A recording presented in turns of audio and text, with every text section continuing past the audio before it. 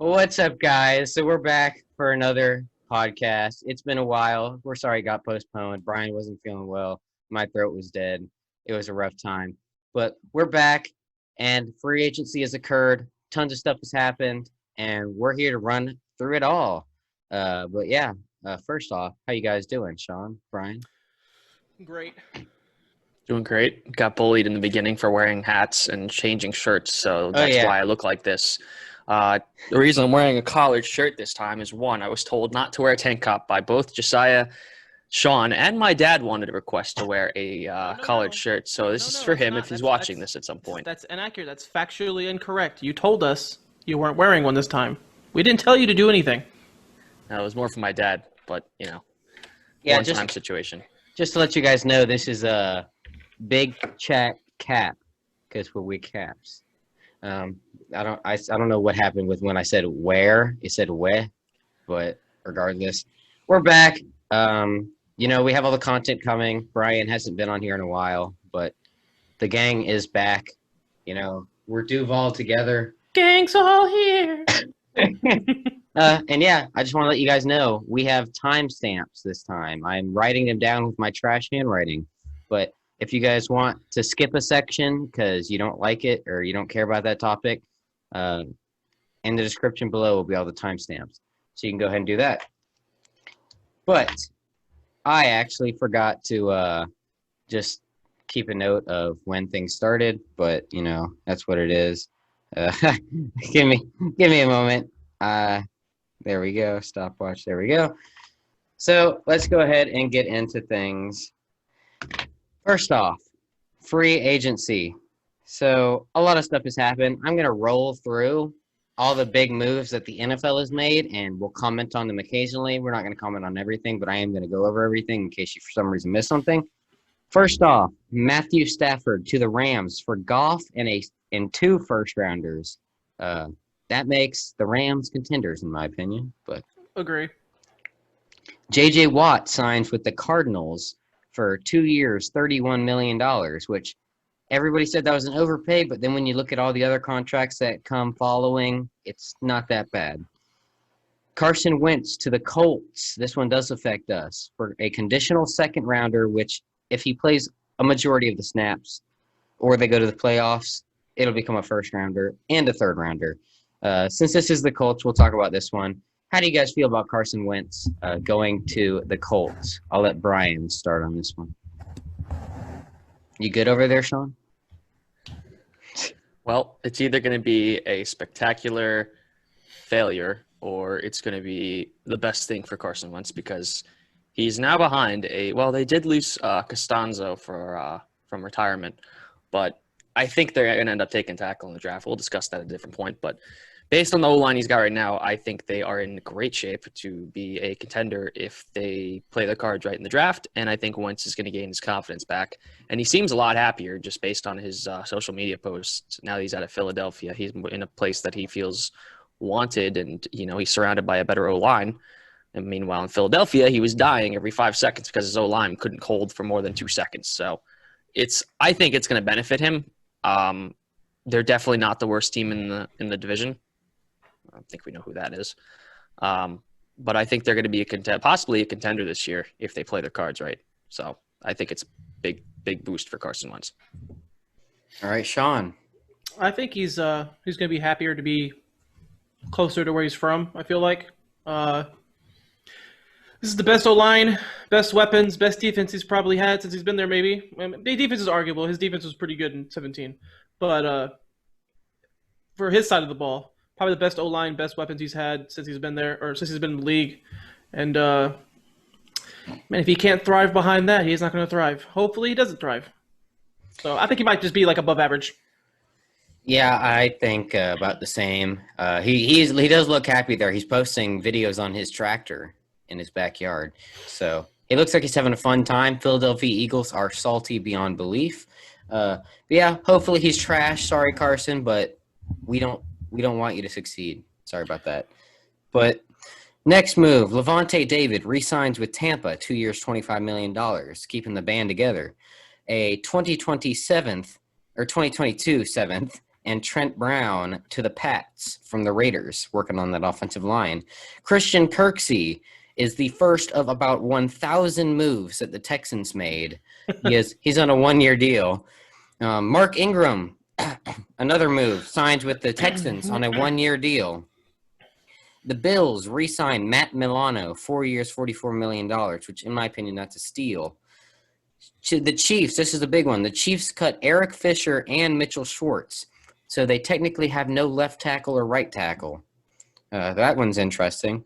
The Pats re-signed Cam Newton, 1 year, $14 million. Tom Brady signs a 1 year extension. Technically, it's technically a 4 year extension, but it's really a 1 year extension because of voidable years. So he's going to stay with Tampa for another year on top of this coming year. Marcus Cannon is the next guy to go to the Texans. This is a trade for a swap of picks. Shaq Lawson to Houston in a trade for Bernardrick McKinney and some other draft picks. Packers re-sign Aaron Jones, 4 years, $48 million. If you like to pay running backs, happy days. If you don't, you're probably not happy with this one. Should have paid the center. Pretty much. Drew Brees retires. We'll comment on this real quick because I think people like Drew Brees, but first ballot Hall of Famer. That's all you got to say. Yeah, it was a big development when he retired. Later than we expected, but it was still big news considering how important he was to the league. I mean, the guy was. I think he was underrated his career. I think he should have had more MVPs than he did, and I feel like he could have had more rings than he did. That team got screwed out of so many championships because of, I think it was every time they had bad luck. It was like a divisional game versus the Seahawks. They had the Vikings twice, Kyle Rudolph in the end zone, and then Diggs sideline touchdown. That was just, I think they won the Super Bowl if that didn't happen. But I don't know. I feel bad Brees only got one ring. He probably could have had two or even three, maybe four if things went better. But to see him go out with at least one ring is nice. But it's going to definitely be interesting not seeing him in the league anymore. And now it's Jameis's team. So I'm curious to see how that works out for them considering all the cuts they've made due to the cap space issues. So, you know who isn't happy about that one ring? Pat McAfee. He hates Drew Brees and his stupid baby. But he, in quotes, said he hated Drew Brees and that stupid baby because he was holding up the baby. But, so yeah, rest in peace to Drew Brees' career. I was like, Jesus, who died? But it needed to happen. He was trash. Niners re-signed Kyle Juszczyk. I don't know if I said that right.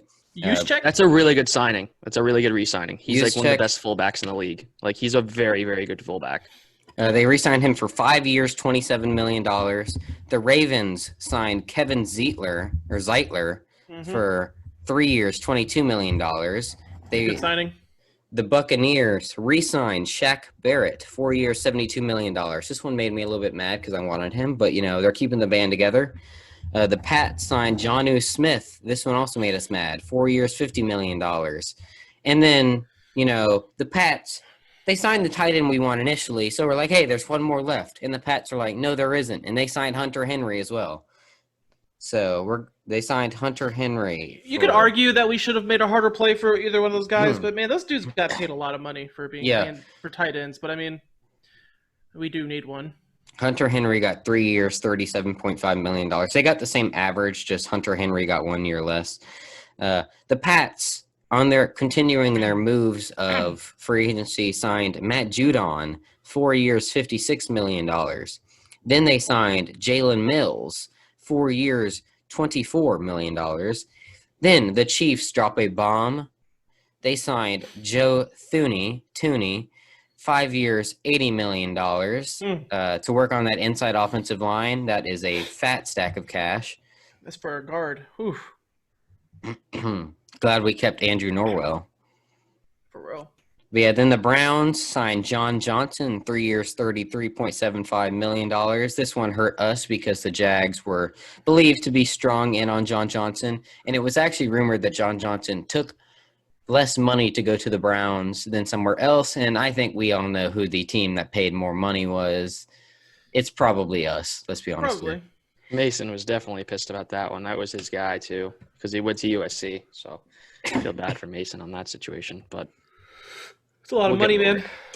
Then here's the Chargers jumping in the pool, signing Corey Linsley, best center in the league, 5 years, $62.5 million, working on that inside offensive line. The 49ers restructured D Ford to 2 years, $24 million, so he can be offsides for less money. Then the Broncos re-signed Shelby Harris, 3 years, $27 million. This is a very underrated signing, in my opinion, based off how much some other guys, EA Leonard Williams, got. But we'll get into that. Then the Steelers re-signed Cam Sutton, 2 years, $9 million. I don't know why I kept note of that one because it's kind of dirt cheap. Might as well add Tyson Aluato to that one too. Yeah, we'll get into that depression later. But then this one, somebody we know well, Yannick Ngakoue, signed with the Raiders for only 2 years, $26 million. How much money is that he lost? Too much. He lost like $9 million Lost a or lot. something. Probably more than that. Moron. And he's been on 4 teams in the span of a year. So just saying, Raiders fans, don't get yourselves too hyped. But the Patriots continue their reign of free agency, and they signed Nelson Aguilar, 2 years, $26 million. Then the Rams re-signed Leonard Floyd, 4 years, $64 million. This signing should just tell you that Aaron Donald is getting plebs paid millions. Yeah. That's a way over. That's a massive Leonard Floyd overpay. is just not that good, and they've overpaid him. Oh my God! Wait, who signed him again? The Rams, they re-signed him. Oh, the Rams re-signed. Oh yeah, Because Aaron Donald let him feast, man. He originally was from the Bears, but they let him go. Smart enough to do that. He was not very good. He had a lot of hype coming out of college, but I didn't see it. I think he was picked like 8th, and I was like, He was decent with Chicago. So Aaron Donald got Fowler paid, and now Floyd paid. Ridiculous. And he got somebody else traded. Fair. But the Broncos signed Ronald Darby, 3 years, $30 million. The Bucks continue re-signing their entire franchise. They signed Gronk for 1 year, $10 million. Then the Patriots continue signing everybody. They signed Kendrick Bourne, 3 years, $22.5 million. The Titans dip into the pool by signing Danico Autry, 3 years, $21.5 million. great name. The Jets jump into the pool, and they signed Corey Davis, 3 years, $37.5 million. Underrated signing, in my opinion. Yeah, I was thinking that. I like that signing a lot. He's pretty solid. I like that he's leaving the Titans. Yeah. The Need that for Zach Wilson. Speaking of the Titans, they signed Bud Dupree, 5 years, $82.5 million. Coming off, was it an That's ACL? Steep. Yeah, that's steep, man. I didn't know that was the contract. Oh my God. Yeah, I think it's that steep. was How many 5 years for $82 million? Yeah, it's steep. Let me do the math real quick on that. I'm sure I don't feel 82 and a half. Too 82.5. much. $16.5 million a year. That is ridiculous. And he's like what, 29? And he was playing across from TJ Watt as well, so. Oh my God. Yeah, I think he's a guy who benefited from. So think about the Steelers' defense, right? They have Cam Hayward on the line, TJ Watt coming off the edge, and then Bud Dupree. You're probably going to double TJ Watt, and then you might even try to double Cam Hayward. This dude was feasting off Or Alualu. one-on-ones or being uncovered, probably. But yeah, let's go ahead and move on because there's still quite a few guys to go through. But the Jets signed Carl Lawson, 3 years, $45 million. Fantastic signing. That's a good deal. Then on the contrary, the Bengals signed Trey Hendrickson for 4 years, $60 million. Instead of keeping Carl, they signed somebody who's worse for more money. The Vikings, they signed Dalvin Tomlinson, 2 years, $22 million. This is somebody I wanted. A good defensive signing. The Washington football team signs a fan favorite, Ryan Fitzmagic, for 1 year, $10 million. Looks like he might be the starter. Then the Patriots, they signed Hunter Henry, 3 years, $37.5 million. Then the Ravens re-signed Tyus Bowser for 4 years, $22 million, up to He would have been 27. a good get. He would have been a good get for us. Then the Giants re-signed Leonard Williams, 3 years, $63 million. That's steep. That's steep. Then the Giants sign John Ross, 1 year, $2.5 million. Then the Bears, to anger their entire fan base, they trade for Russell Wilson. No, they actually just signed Andy Dalton for 1 year, $10 million. That's kind of like Russell I'm Wilson, so right? sorry, Bears fans. You don't deserve that, but jeez Louise. What do you mean, Brian? Andy Dalton is better than Russell Wilson. Did you not see him last year on the Cowboys, bro? Their fall from fame is just crazy. They were so good in 2018, and that was when Mitch actually had a decent season, and then they just fell off since, and now it's just a disaster over there. Remind you of anybody? Oh, Remind yeah. you of anybody? Yeah, it does. Yes, it does. I All don't right. want to talk about it. Okay, so the Texans, they signed their 75th player. They're signing a full roster. They go ahead and hit the quarterback market, and they signed Tyrod Taylor for 1 year, $12.5 million. And incentive based. Yeah, They signed him for $12.5 million. Oh, he's starting. Incentive based. Oh, It's really lower than that. It's like up to 12 million. oh, yeah. up to okay. Yeah, I think it's like I would imagine. I think it's like 1 year, $6 million with incentives up to 12. That's Yeah. probably their starter at this point. I mean, Watson's. Yikes. Well, I don't even think Watson will play this season. But anyways, Washington football team, to replace Ronald Darby, they signed William Jackson, 3 years, $42 million. Upgrade. Then the Lions sign somebody that we wanted, Jamal Williams, 2 years, $7.5 million. How many running backs have they got, bro? Like 75. 49ers re-sign Trent Williams to a 6-year, $138 million contract. And I still would have done it.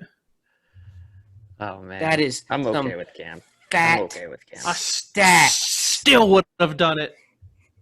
All I'm right. with Cam. But the Raiders, they signed John Brown. I don't know the contract details. Then the Lions, they trade a 2023 7th for Michael Brockers, who has to face Jared Goff, who he just said was trash, basically. He's playing with him now.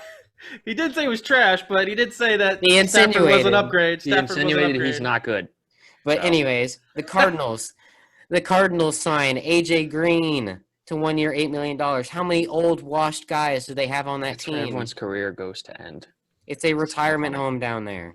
Then the Cardinals, they trade a third for Rodney Hudson, another guy who's like 37 years old. I mean, that's an exaggeration. He's like 32. But He's very good though. That's a good get. He's talking about Ronnie Hudson's probably, arguably, the best center in football. him and Corey Linsley goes For a third rounder, bro, that's like Raiders in come top on, five, all too. day. and the Cardinals gained a 7th back.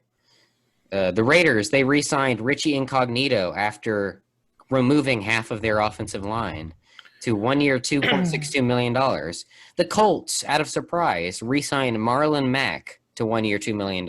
That's a good deal. Well, re-signings aren't shocking for them. They just don't go into free agency to sign people. They're very quiet. It's surprising because it's Marlon Mack. Everybody thought he was going to hit the market. Yeah, he's coming off an Achilles tear, pretty Yeah. sure. Or a All ruptured right. He probably Achilles. realized his market's small, so he just re-signed to prove himself. One more prove it deal for him. Hopefully Yeah. he stays healthy. Well, he's pretty good. We're almost to the end of the line, but next, the Panthers signed Hassan Reddick, 1 year, $8 million. The Seahawks signed Gerald Everett, 1 year, $6 million. Washington signs our best friend Curtis Samuel, That made me want to cry a little bit. 3 years, $34.5 million. That's more money than I expected him to get, so I'm not too unhappy about it, to be honest. The Patriots signed Kyle Van Noy back, 2 years, $13.2 million. Oh, the Patriot cycle. He's going to start playing well again, then he's going to sign somewhere else, start struggling again. It's the same cycle every time. They leave the Patriots, they struggle, they go back, and they play well again. It just repeats and repeats. It's funny. Then the Raiders decide to waste some money on Kenyon Drake, 2 years, 11.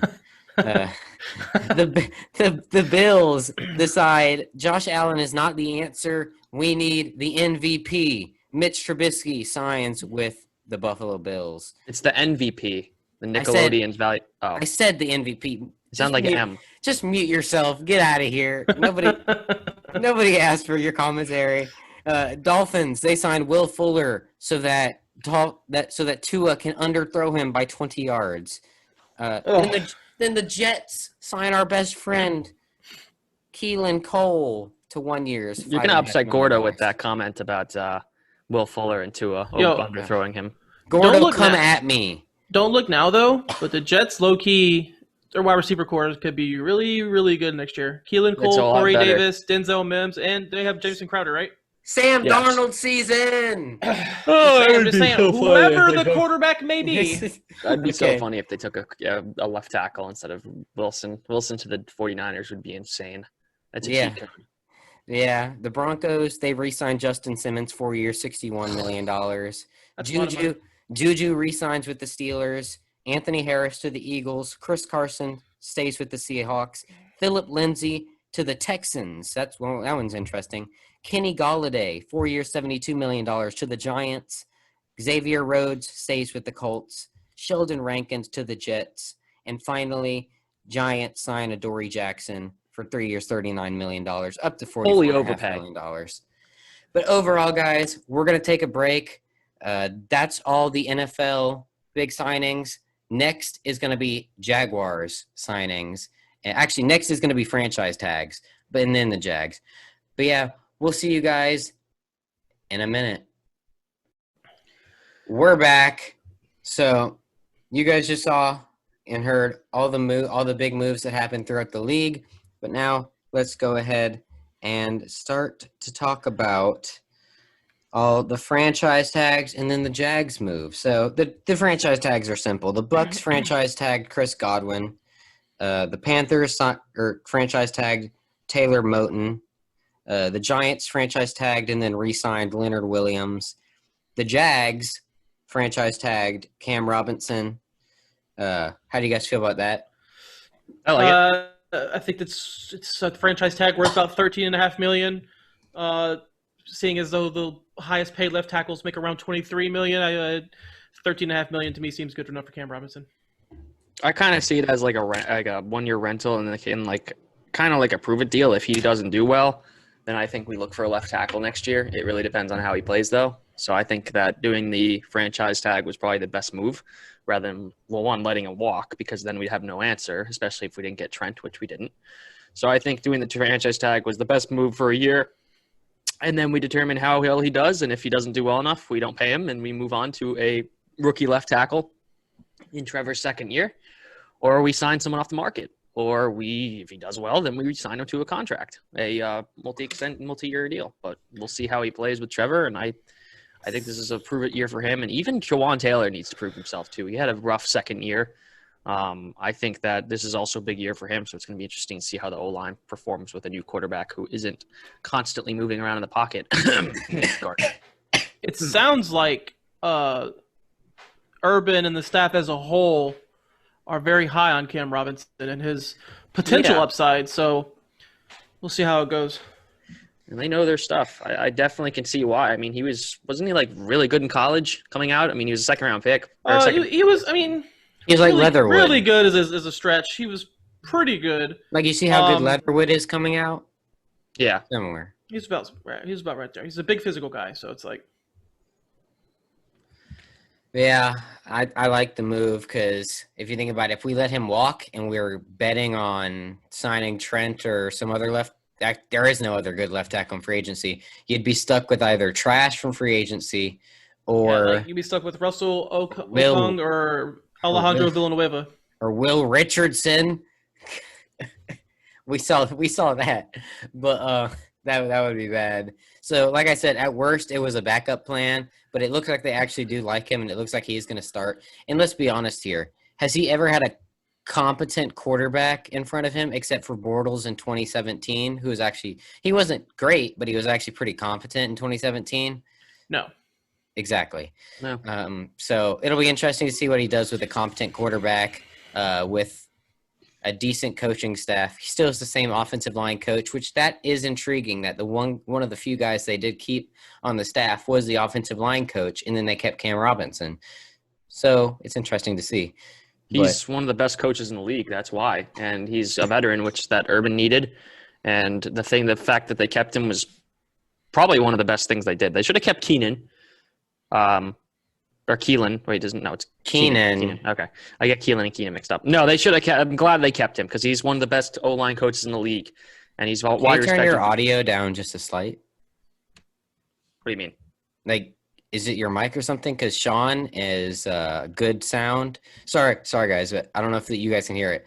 But Shawn sounds fine, but then you just sound very loud. And it's not like your voice. It's your mic is just higher. Might be you because he sounds normal on mine. No. Maybe that's just my headphones.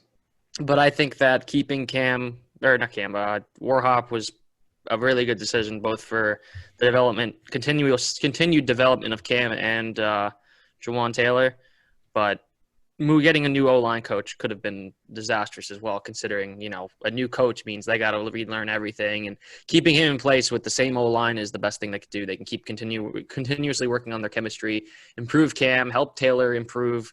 And a new O-line, the same coach, but a new head coach means that there's probably going to be differences in the, O-line drills and stuff, because I'd imagine Warhop's going to work with Urban on better ways to improve that O-line. And obviously, Marone was a head coach who had O-line history, but he's an offensive line coach at Alabama now. Yeah, I don't know. I just didn't think he didn't benefit the O-line at all. Like, the O-line didn't seem very well with him, and I think that Urban coming in and working with Warhop's going to help them a lot. And I feel like they're going to improve this year, especially with the quarterback that doesn't fly around the pocket every 2 seconds. So.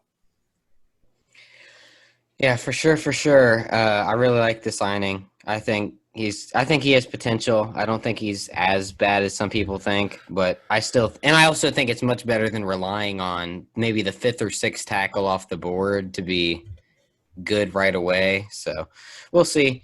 Either way, the next franchise tag was Washington franchise tagging Brandon Scherf, guard.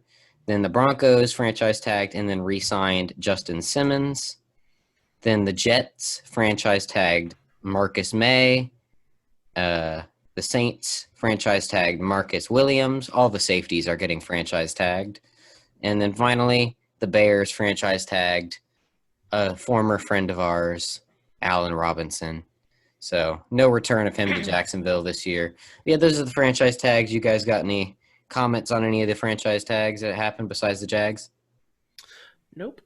I think, besides Robinson, with Robinson being tagged, I don't think he's ever coming back because we are pretty much set at wide receiver. We've got Chark on the outside. We've got Chenault probably playing on the outside too. We can put Marvin Jones on the inside and outside. And even Colin Johnson can probably obviously play outside. I think our wide receiver room is pretty set, besides maybe getting a rookie that'll probably compete with Philip Dorsett for wide receiver 6 / maybe playing slot or something. But I think Marvin Jones was the indicator that we got not only a veteran presence, but a possible wide receiver 2, maybe if not wide receiver 3.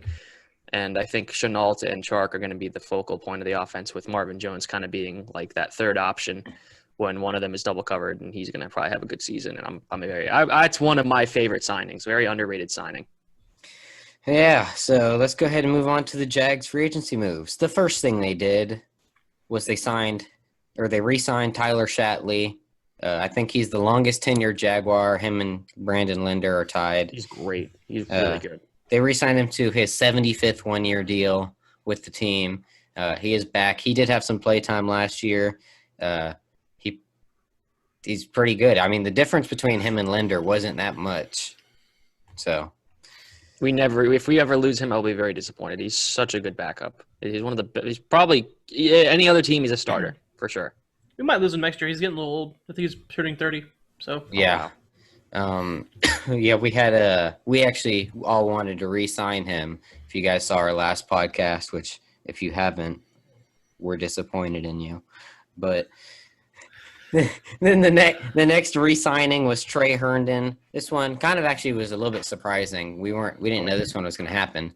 I did. But, oh yeah, you did. But it's too easy not to have to do. He's 24 years old. He played solid in the nickel. Just keep him in the nickel. Yeah, as a lot of great backup as a starter. So I mean, a lot of people were mad at the signing for some reason, just because they saw him getting burnt. A lot of people are stupid. They probably thought he was starting, and I'm like, no, he's a backup now. Like, he's a great backup. Like, if you lose someone, he's the next in line. Like, we need that. We need solid depth, especially now that we got the other guys that we'll be discussing later in the podcast. But we'll get to that. And then I've also met him, so it's great when a player you've met and got their autograph stays on the team and doesn't leave. So that's fun for me. But so yeah, 2 depth re-signings. Then after a lot of nervousness and rumors that Norwell could be on the move, Norwell could be cut if he doesn't take a pay cut. He does take a pay cut, or he restructures into a 1-year deal, which this freed up $3 million this year, and it frees up more than $12 million next year. So ridiculous amount of money next year. I feel like we're gonna spend big next year, because I think this year was more of a focus on filling positions of need without breaking the bank, and then next year we're probably gonna get a couple big splash signings. It's not even just that. I think it's the fact that Urban and them, because Urban said him, and he was saying how it was players. They hate not being able to meet in person and do all this stuff, and it being Urban's first year, every single player that they signed had a connection of some sort to somebody on the staff. So I think that was the main thing and the reason why we didn't sign any big guys. Next year we'll probably will, because he'll be used to it. COVID should be hopefully a thing of the past as much as it can be. So that'll be interesting. But yeah, and this is going to be Norwell's final year under this contract. Maybe he gets re-signed, maybe he doesn't. He's getting up there. He's like 29, I believe. He's almost 30 as well. But yeah, it'll be interesting. But Norwell, he sticks around. There were lots of rumors having us kind of nervous that he might be on the move, but he sticks around. We don't have to pay $80 million for Joe Thuney. Yeah. All right. The first signing, already on the team, is defensive line Roy Robertson Harris. 3 years, $28.65 million. Brian, how do you feel about him? And before you say it, you were a hater of it originally, but now you can say what you're going to say. I was like, who the heck is this guy? I was like, what the frig, man? Who is this? This is a backup? And then I watched some tape and I did some, much needed due diligence. And I was like, oh, so he was stuck behind Khalil Mack or somebody on the D line. He was stuck. It was Khalil Mack? Yeah, just like Shaq Barrett and Von Miller. Yep, he was stuck behind one of the best in the league. And then I was like, when this guy played, I was like, holy crap, he looks like baby Calais. And now You yelled at Shawn and I for saying that. Yeah, I did. But then I realized, okay, maybe he actually is baby Calais. But it's kind of hard to call someone Calais because Calais is just like, there will never be another Calais, but maybe someone that's... There's a reason he's baby. It's just like saying Freiermuth is baby. He's younger, too. He's just reaching... He's like 26 or 27 or maybe 28. I think he's 27. 27. Like he's getting every age except for 27. This is the perfect time to get him. He's entering his prime. He's on a D line with a good good rotation, and he seems like a really good guy too. And his son's name is Jax, so like that's like the writing on the wall. So JAX too. JAX, like exactly how it should be.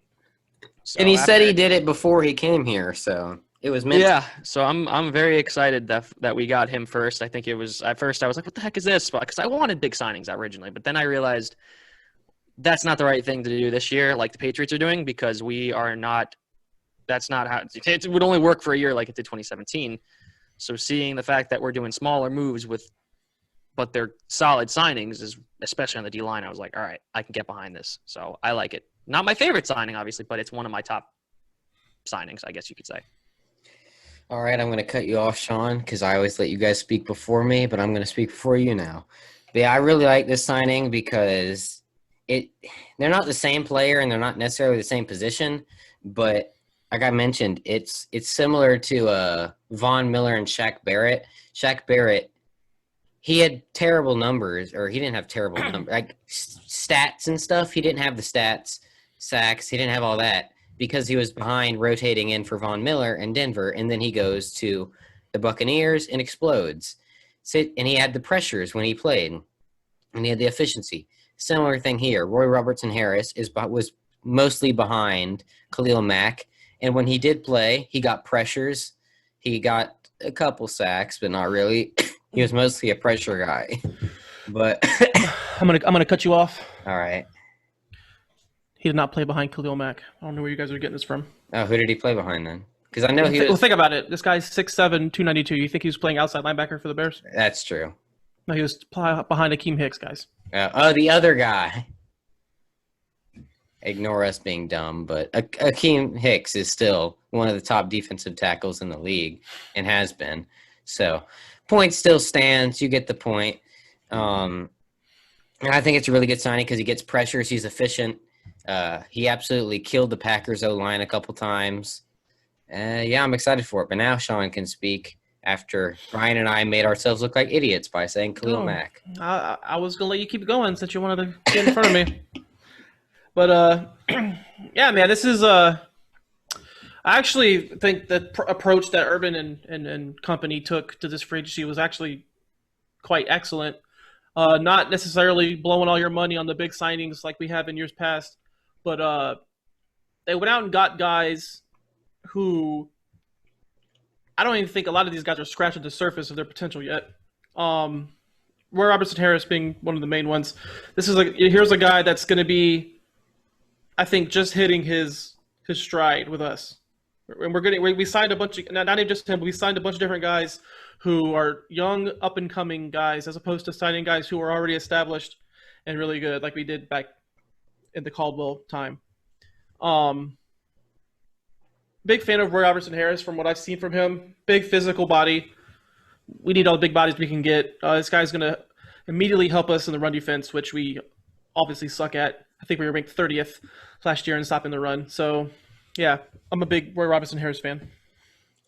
All right. So then the next move we make is another small one, but we signed Jamal Agnew, wide receiver / kick returner, for 3 years, $21 million. And before you freak out, it's incentives. It's 3 years, 14 with incentives up to 21. Exactly. So it's not as bad a contract as everybody wanted to paint it to be, because he is one of the best kick returners in the league. And punt returners. And punt returners. And field position is very important. And he's also a speedy receiver that you can occasionally use as like a wide receiver, like jet sweeps, screen passes. Jet sweeps, that kind of stuff. But yeah, Shawn, how do you feel about Jamal Agnew?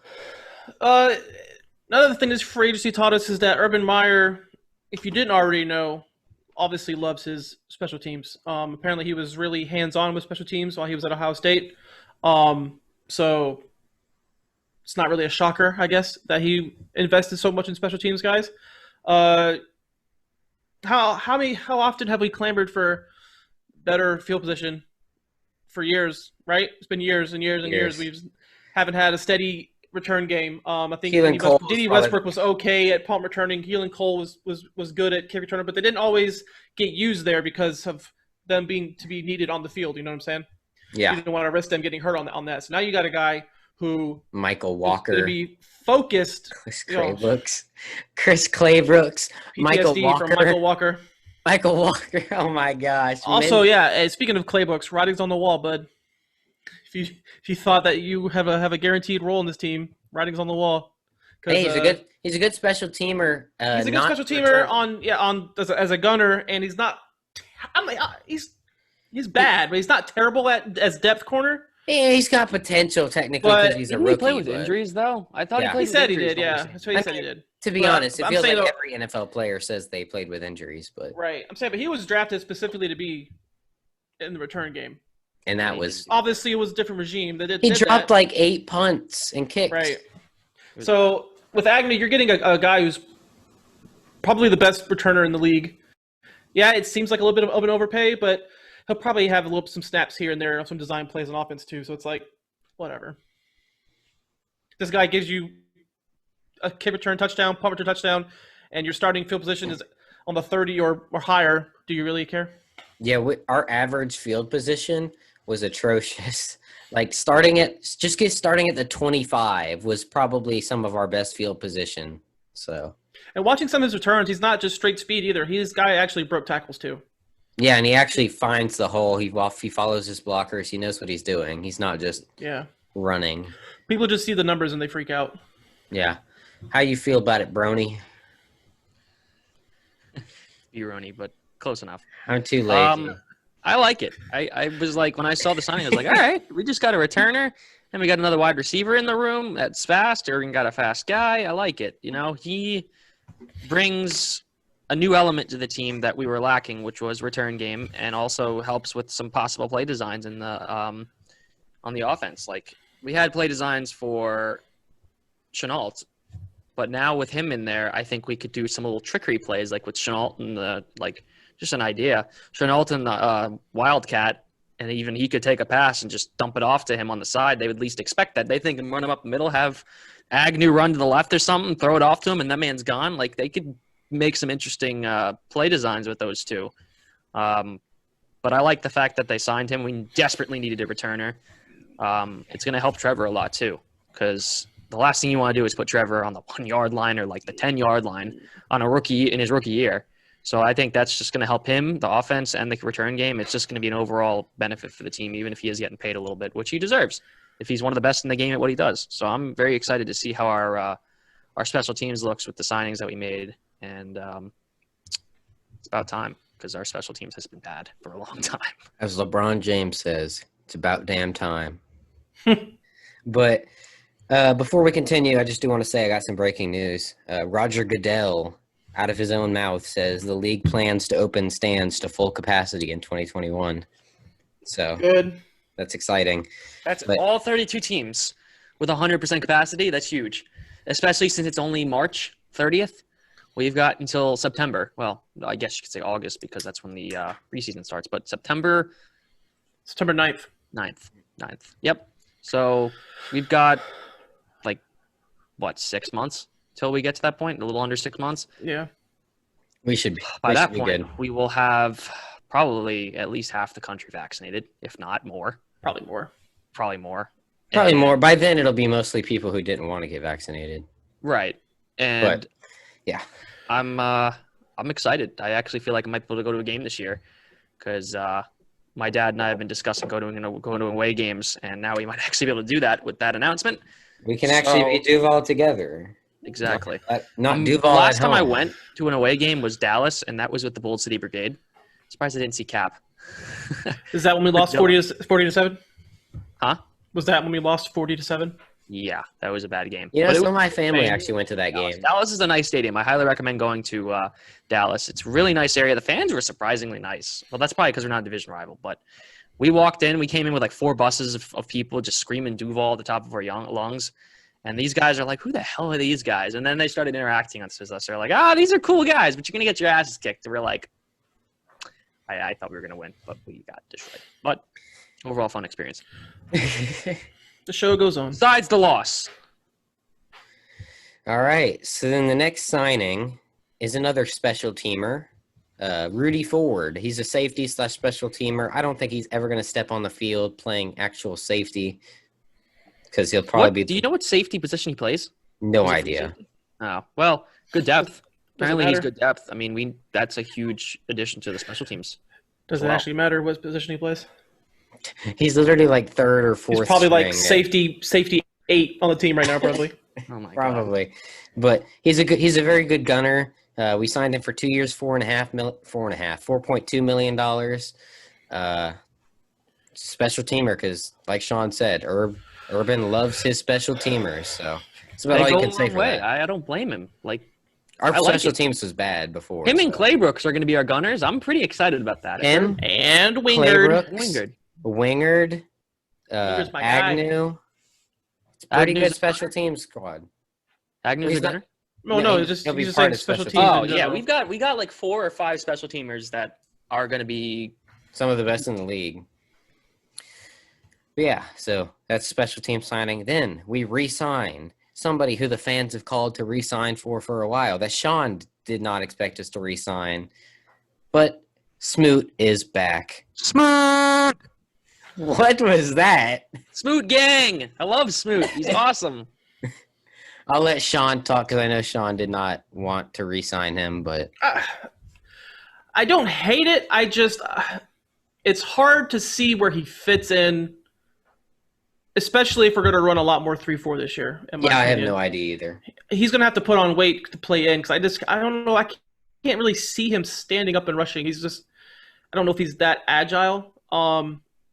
I would have rather have seen us take a guy like Tyus Bowser instead of re-signing him. I feel like he came from the Ravens. He would have fit our scheme a lot better. I don't hate it. He's clearly a fan favorite, but to y'all, I guess. But I just Hey, that was Brian. he just. I guess he does make the most of his opportunities, but I just felt like with us playing a lot more 3-4, even though we're still going to play some 4-3, I just felt like getting a guy who's more scheme versatile would have benefited us better.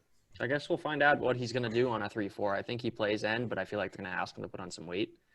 But I think he'll be able to do something. He's going to, like you said, like we all know, it's going to be rotation, so I'm curious to see how he does in rotation. And he was a good rusher. I don't remember how he was against the run, but he was a good pass rusher at times. He just didn't get enough play time to really showcase his abilities, but I like it. I hope he balls out. If he can get to maybe 275, I think it's like 263, 265, somewhere around there. If he could just add like 10 pounds of muscle and get his strength up to help with run D, he probably could play 3-4 end a little bit. He's 249. He's not 249. I guarantee you he walks around a lot heavier than that. Probably. Quick update real quick. Just announced this was an hour ago, but the NFL just announced a new matchup for 2021, Packers versus Chiefs. That's going to be the 17th game. Oh, it is? Yes. We'll speak about we will be speaking about the 17th games later. I don't know why my color is getting so whack. There we go. It's fixed again. I don't know what keeps happening on the official Jaguars website. Devon Smoot is 6'3", 264. Okay, so I don't know what Google is smoking, but he might have been 249 in college. I don't know. Maybe. But yeah, we re-signed him for 2 years, $10 million, so not too bad. No. Then here's the next signing that Shawn and I actually do have a similar agreement on. I don't know why this keeps doing this, but we signed Philip Dorsett to – what the heck is going on with my lighting? No idea. And we're just going to deal with it. We signed Philip Dorsett to 1 year, $1.127 million. So we paid him dirt cheap, but I don't think Philip is going to make the roster. The only way he makes the roster is if he's contributing in the return game, in my opinion. He is fast. He's probably the fastest receiver on the team. If he's contributing in the return game, I could see him making the roster as wide receiver 6. If he's failing to establish himself in that role in training camp preseason, I just don't see how it works out for him. I think he's one of the returners in kick returns. I don't think he's the punt returner. I think that's Agnew, but I think him and Agnew are on kick returns. One to the left, one to the right. If they keep the veteran practice squad spot, he might be able to get on that. Has Dorsett ever returned kicks? I do not know. I don't remember him ever returning kicks. I don't follow him like that. He's irrelevant. Yeah. I'm just glad we only signed him for basically near the vet minimum. But kind of a veteran presence as well, with along with Marvin Jones. But I like Dorsett. It's cheap. So he reminds me of Chris Conley, fast but nothing else. Yeah. Chris Conley's probably slightly better, but it's what it is. Anyways, the next signing. This was a bigger signing. Shawn Jenkins, 4 years, $35 million with a max amount with incentives of $39.5 million, bringing a new safety to Jacksonville from the Chargers. Brian, what is your commentary on Shawn Jenkins, who's from Florida? I'm probably my second favorite pick. I mean, all the pickups were great. I'd say he's probably number 2 or 3. We definitely needed that. Our safety group was it was bad. It was very bad. Josh Jones. And, I mean, Wilson was fine. Gerard Wilson was fine, but he was serviceable at best. I think that we move Jenkins to free safety, and I think we end up, if we're lucky, we get Morig in the draft. We move him to strong safety, and our safety positions are set for a while. That would be a dream scenario, but worst case, we put him back to strong safety, but he fits best in free safety. But I like it. Great signing, and I'm looking forward to seeing how our secondary does next year with the signings and things we've done with re-signings as well. All right, Shawn. So this is probably my favorite signing out of all of them so far. People are going to say they'll be overpaid for him because I think he's making like around $8.5 million or something like that a year. They're like, why didn't you just get John Johnson? Well, we tried, apparently. So Very he expensive. also is making like $3 million more than Shawn Jenkins is.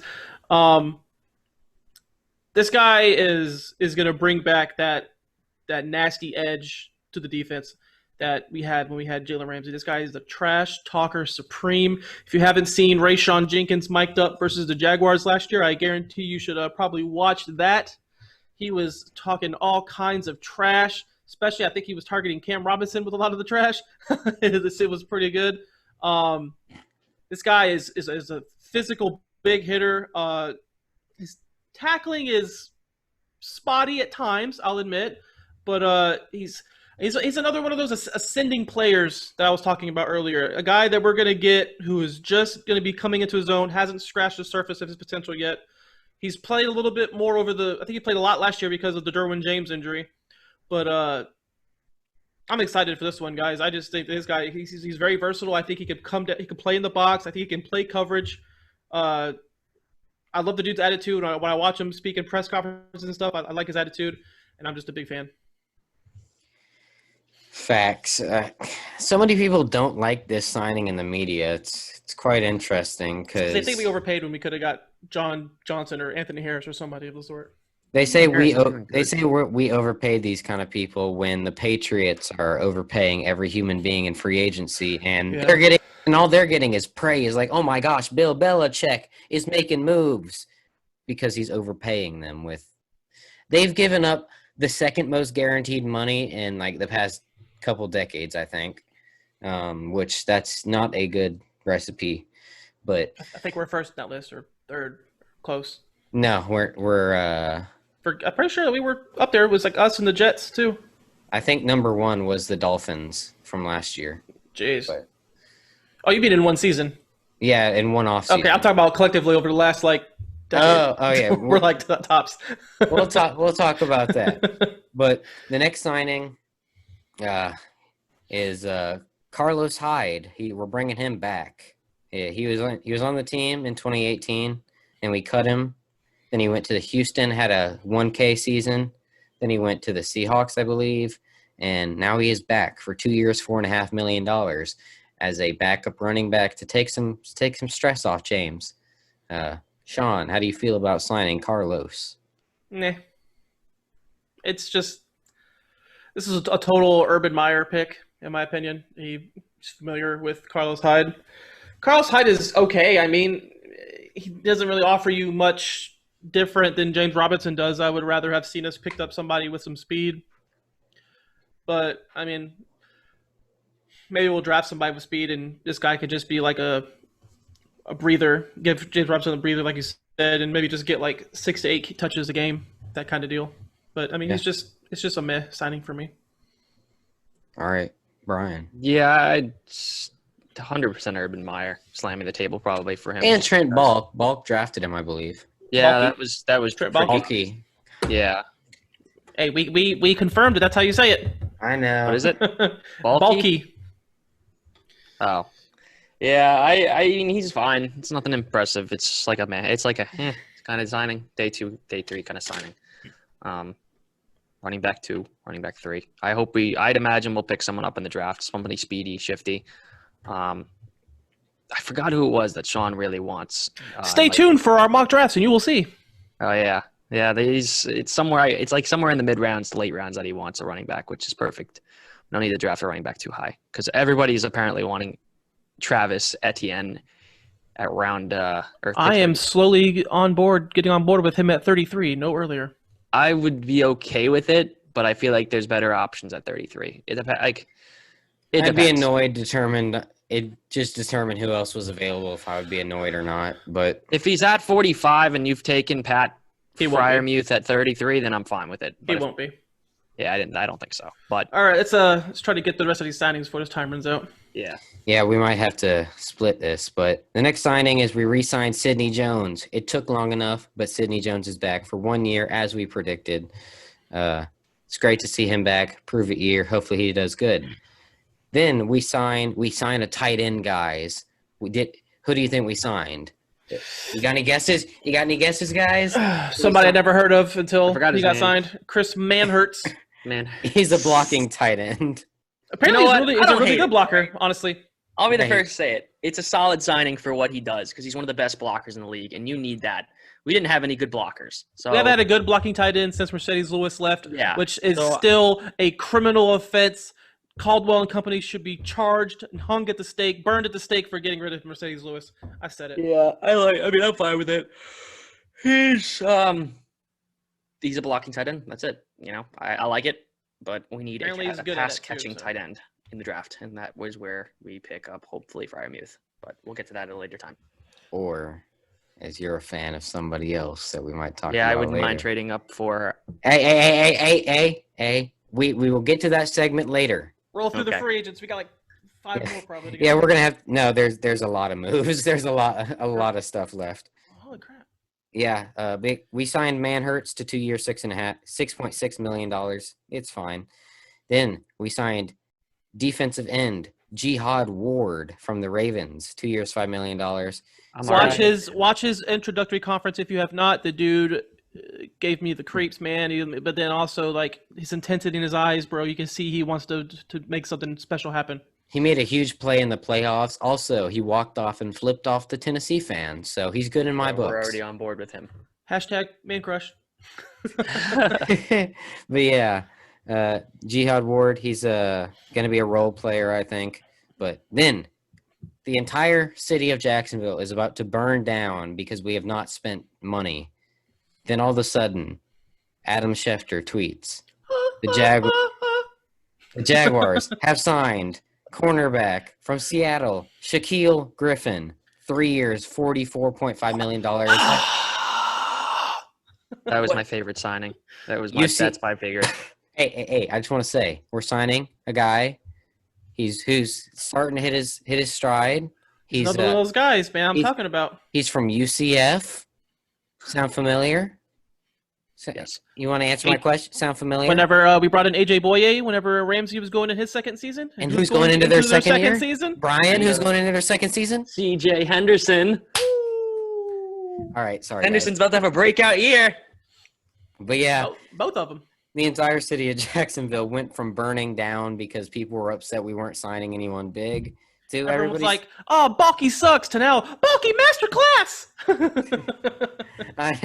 That was really fun, but this is the signing where we're gonna head to break and then we're gonna finish the signings off because we just be rushing through the rest of them. Right. So yeah, let's just go ahead and talk about Shaquille real quick. He's actually pretty good. He did have some inconsistency moments that I've heard from a lot of Seahawks fans. Yeah. But I think he can fix that. AJ Boye, he's going to be playing a cornerback 2 role here, which he was covering all the ones for Seattle. So that'll be huge. He'll be playing a lockdown if he's playing cornerback 2 with Henderson playing. Yeah, he's super fast too, man. 4-3 guy. That's really good for him. I completely forgot he was covering ones. He's covering 2s. That dude's gonna be he's gonna be just like Bouye, but probably better because he's younger and faster. So that's exciting. I'm so excited for this signing. We really needed a corner, and we went out and did it for. Some people want to say it's an overpay, but look, it's the same price William Jackson was. So our secondary literally went from being dog crap to being like. Actually not that bad anymore. Like if Henderson progresses like how you expect him to, you add Shaq Griffin, who was an up-and-coming guy. Sidney Jones was playing at CV1 level when he did play last year. Trey Henderson is a good nickel, and then you add Rayshawn Jenkins, and then you still have Jared Wilson / Daniel Thomas as the other safeties. We could probably draft a guy still too. Secondary's coming together, y'all. Yeah, that was a big issue, especially for Chasen. Chasen, at the end of the year, he was getting pressures, but he couldn't get sacks. Not because he couldn't finish, but because the secondary was so bad. He couldn't cover long enough. Everybody was hurt. You're starting Josiah Scott and Clay Brooks out there. And Herndon. You're like, what do you? It was bad. It was bad. But yeah, guys, we're going to see you in a second to continue these signings. See you guys in a second. We're back. So let's go ahead and continue the Jags free agency moves. So the next thing, actually, this is yet to happen, which I hope it happens. I thought it happened already, but Shaquem Griffin, the brother of Shaquille Griffin, he was expected to sign with us. He hasn't signed with anybody yet. and I still expect him to sign with us. I just don't know when, because he'd be a great special teamer. He's really good. He's really fast. He'd be good depth. He'd be good depth at linebacker, and he's going to get his first interception with us. If he signs with the Jacksonville Jaguars, he's going to pick off Carson Wentz with no hand. Think so? I think so. It's a bold take for a player we don't have yet. All right. So the next move. Oh, this one's a little bit depressing. We initially agreed to terms with Tyson Alualu, former Jaguar. He was a top 10 pick, I believe. Yeah, he was 10th overall. He was 10th overall. He was in 2010. 10th overall in 2010. He was not good with us, so we let him go. He goes to the Steelers. He develops well, and he has his best year as a player last year. He's in his third playing nose tackle for them, surprisingly. Yeah, he had his best year last year, so he agrees to terms to come back to the Jags for 2 years, $6 million. And then just a couple days ago, thankfully, the podcast actually got postponed. Otherwise, the news would have broke while we were recording. That would have been funny. Bad. Yeah, that would have been bad. That would have been shambles. I think we all were mad about that, but I was mad at first, but I'm not mad anymore. Yeah, I was upset at first, but then the reasoning behind it came out. So apparently, he got COVID, and it was delayed by over almost 2 weeks, which allowed him time to think things over. And apparently he's got his dream house there, his kids are in school there, and a couple other things. And he just said, you know what, I'm going to stick here and finish my career here. So COVID screwed the Jags. Yes. Yeah. He's also 33, so it's oh well. Yeah, he was going to come here, and he was going to be good for the rotation, but he backed out after being stuck there because of COVID, which it sucks, but nothing to overreact about. Honestly, we traded for who you're going to say we traded for coming up. That probably also will. If he wanted to play nose here because he had his best year as a nose, he probably saw that and was like, yeah, maybe not anymore. Yeah. Then the next move we made was we signed a wide receiver before the Ravens. The Ravens fans, they were really salty at us because they wanted DJ Chark. They wanted this guy, Marvin Jones. But instead, bargain. They never get either. What a great signing. But my second favorite signing. We signed Marvin Jones for only 2 years, $14.5 million. So absolute steal. $7.25 million a year. What a steal! Ridiculous. He's 31. Looks like he's 25. I thought he was 30. I think he's gonna be 31 before season starts. Oh, okay. Yeah, he's. Oh God, he's exactly what this team needed. He had 9 touchdowns last year. He's such a good safety net for a young quarterback like Trevor Lawrence. Oh yeah. When you look at his stats at face value, if you're a stats guy, I hate you, by the way. If you look at his stats, they don't jump off the field. The yards don't anyway. But this guy makes big plays, man, and he's a red zone threat. He has what we in the fantasy football realm call the Marvin Jones game every year, where the dude just goes off for 180 yards, 3 touchdowns in a game. It's called the Marvin Jones game. And I expect him to have one for us against Xavier Rhodes twice a year. Yep. I love the signing. It's my second favorite behind Shaquille. Or is it Shaquem? Shaquille. Okay. Second behind Shaquille. I wanted to pick Marvin, but Shaquille was the biggest splash. But the value of Marvin coming to the Jags, not only just being wide receiver 3. I think he's going to be wide receiver 3, but ultimately 3 starters are on the field anyways. I think he's going to be 2, wide receiver 2. And I could see him being 2 year 1. And then maybe alternating with Shenault, but yeah, the value he provides just in terms of veteran presence and how good he is as a route runner too, and how much he can help develop Chark even more, and Shenault, because Chenault's in his second year. It's going to be a boost that they desperately needed. Even Colin Johnson needed that too. Everybody on that roster needs that presence of Marvin Jones, veteran leadership, everything.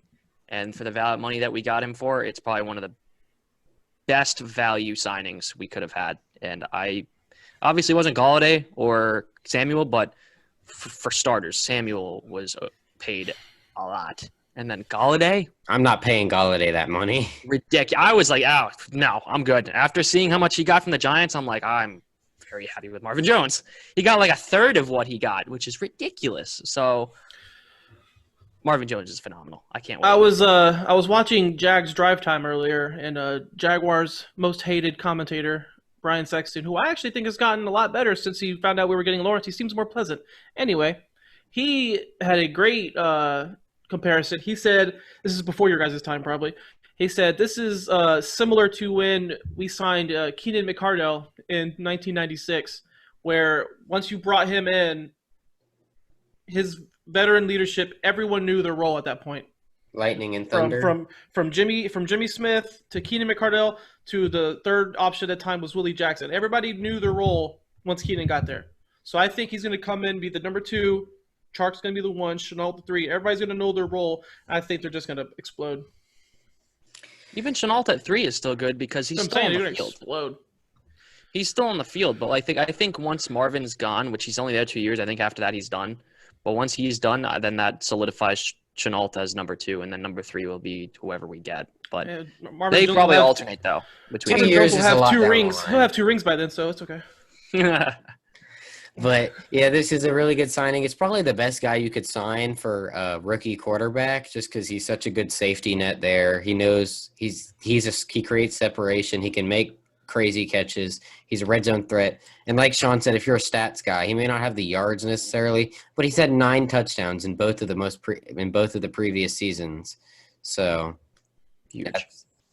that's pretty good. He's a playmaker. So, if you look at all the contracts that were signed for wide receivers, this is bulky masterclass right here. You gotta love it. You gotta love his deal is immaculate. All right. So then the next move, we traded a 7th rounder for Malcolm Brown from the Saints, which I love this because Malcolm Brown, he's very good for a 7th rounder. We also, before we go into more about Malcolm Brown, we also gave him a new contract of 2 years, $11 million. Shawn, how do you feel about Malcolm? I think they traded a 7th round pick and they got a starting nose tackle. I'm still a big Devon Hamilton fan. This is not a slight to him at all, but he's a 2nd-year player. Malcolm Brown is a proven veteran. I think they'll rotate pretty just as like everyone else will on the D-line, but this guy will probably be the starting guy, like the guy out there, on the first drive or whatever. But you're getting a starting caliber nose tackle for a 7th round pick, and then you give him a deal that is peanuts to how much salary cap we have available. How can you not call that a win?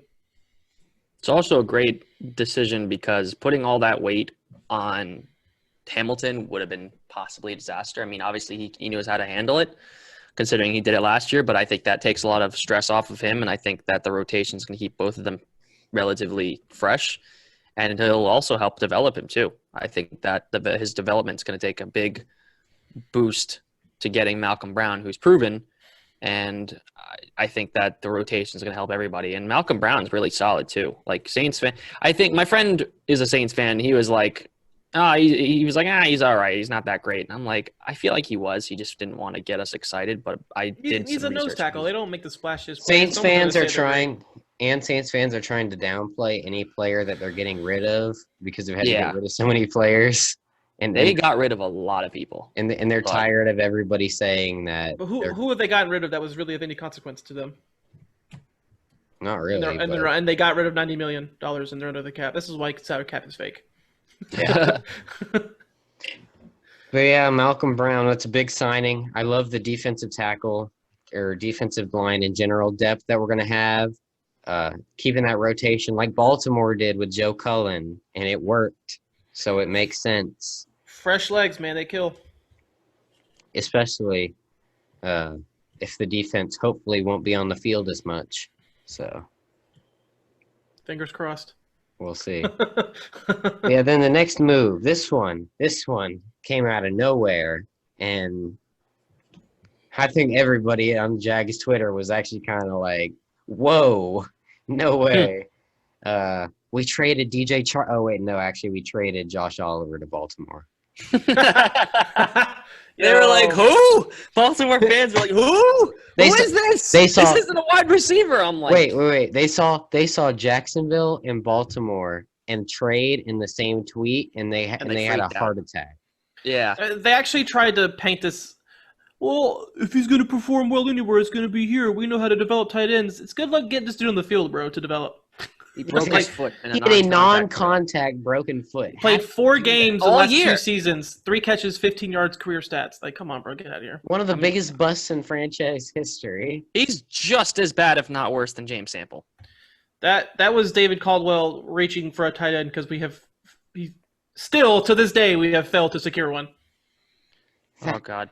That was just Please. hilarious. The guy could not stay healthy, and he wasn't even that good with the moments he played. I'm just happy. He wasn't even a good prospect coming out. Exactly. I'm just glad he's off the team. All we got for him is a conditional 7th. So if he makes the roster, we get a 7th. If he doesn't make the roster, we get nothing. Which it's basically they're gonna cut him anyway. anyways. Exactly.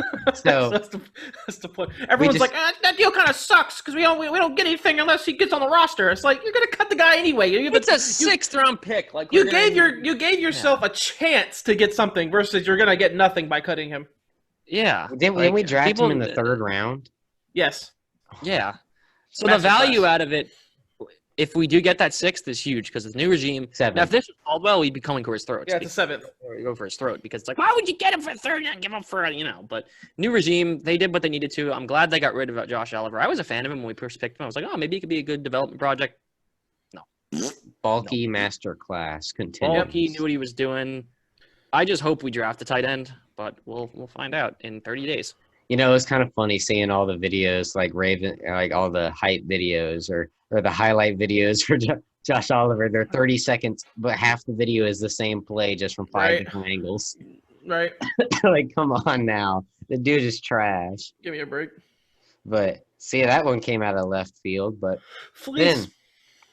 then free agency officially started, and we re-signed James O'Shaughnessy, another guy I've met, so it's cool to have him re-signed for 1 year, $1.59 million, basically dirt cheap for a decent depth tight end. He'll be an okay tight end 2, a really good tight end 3. He has his moments. He problem is he had no really good quarterbacks to throw. He was good when Minshew was playing good. He was. That's the thing. He was actually hurt. solid. Like in 2019, he was really actually decent, but until he got hurt, and then that's why Minshew stunk in 2020. So I just don't know how at this point you just don't try to offer Tyler Eifert a league vet minimum deal to come back. It's just like, dude, you have nobody. The cupboard is bare. Exactly. But yeah, we re-signed. We also re-signed Rosas, kicker. I have no idea the contract details. It's probably something minuscule. He's just going to be there for camp, I would imagine. Somebody tried to tell me that maybe re-signing Rosas means they like Rosas and they might cut Lambo, and I'm like, quit smoking. If anything, like I said, if they still allow you to do veterans with the practice squad, he'll probably go there. Probably, because he was probably the best kicker of our 75 that we had last year. Lord. Yeah, he was. He was decent. And it's good to have somebody as a backup that's not gonna make us go through 8 kickers if Lambo does get hurt again, because he did struggle with injury last year. Better than Steven Hauschka coming up short on a 49-yard field goal. Yeah, that was bad. That was bad. It was embarrassing. Then we re-signed a bunch of other guys that are irrelevant and nobody even knows who they are. No, Adam Gotsis is not irrelevant. I have not gotten to him yet. You said a bunch of guys who are relevant. No, I'm referring to the initial moves that happened instantly as agency begun. I will get to him. I'm about to say, don't you say this to me. and then we cut Rashawn Melvin, who opted out last year. He's 97 years old. We cut Al Woods, who also opted out. He's also 97 years old. Everybody who opted out is getting cut from their teams now, and not looking good. But and we cut some other random guys that are irrelevant as well. Then we re-signed the guy with the leg, Logan Cook. He's back for 4 more years. That was an extension, not a re-signing. Oh, extension. That was a great extension. We extended him for 4 years, $12 million. I'll say he's probably a top 5 punter in the league. I don't care. Yep. Fight me. Him and Lambo at one point were both leading their respective categories for kicker and punters. It's got to be arguably the best kicker punter combo in the league.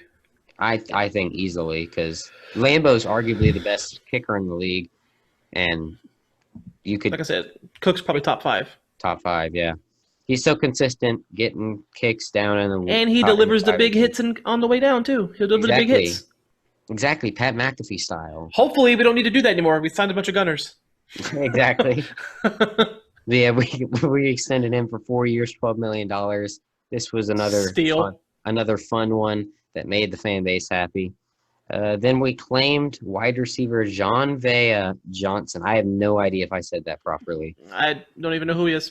He's a wide receiver who played with he was on the practice squad with Dallas. And so the wide receiver coach was like him.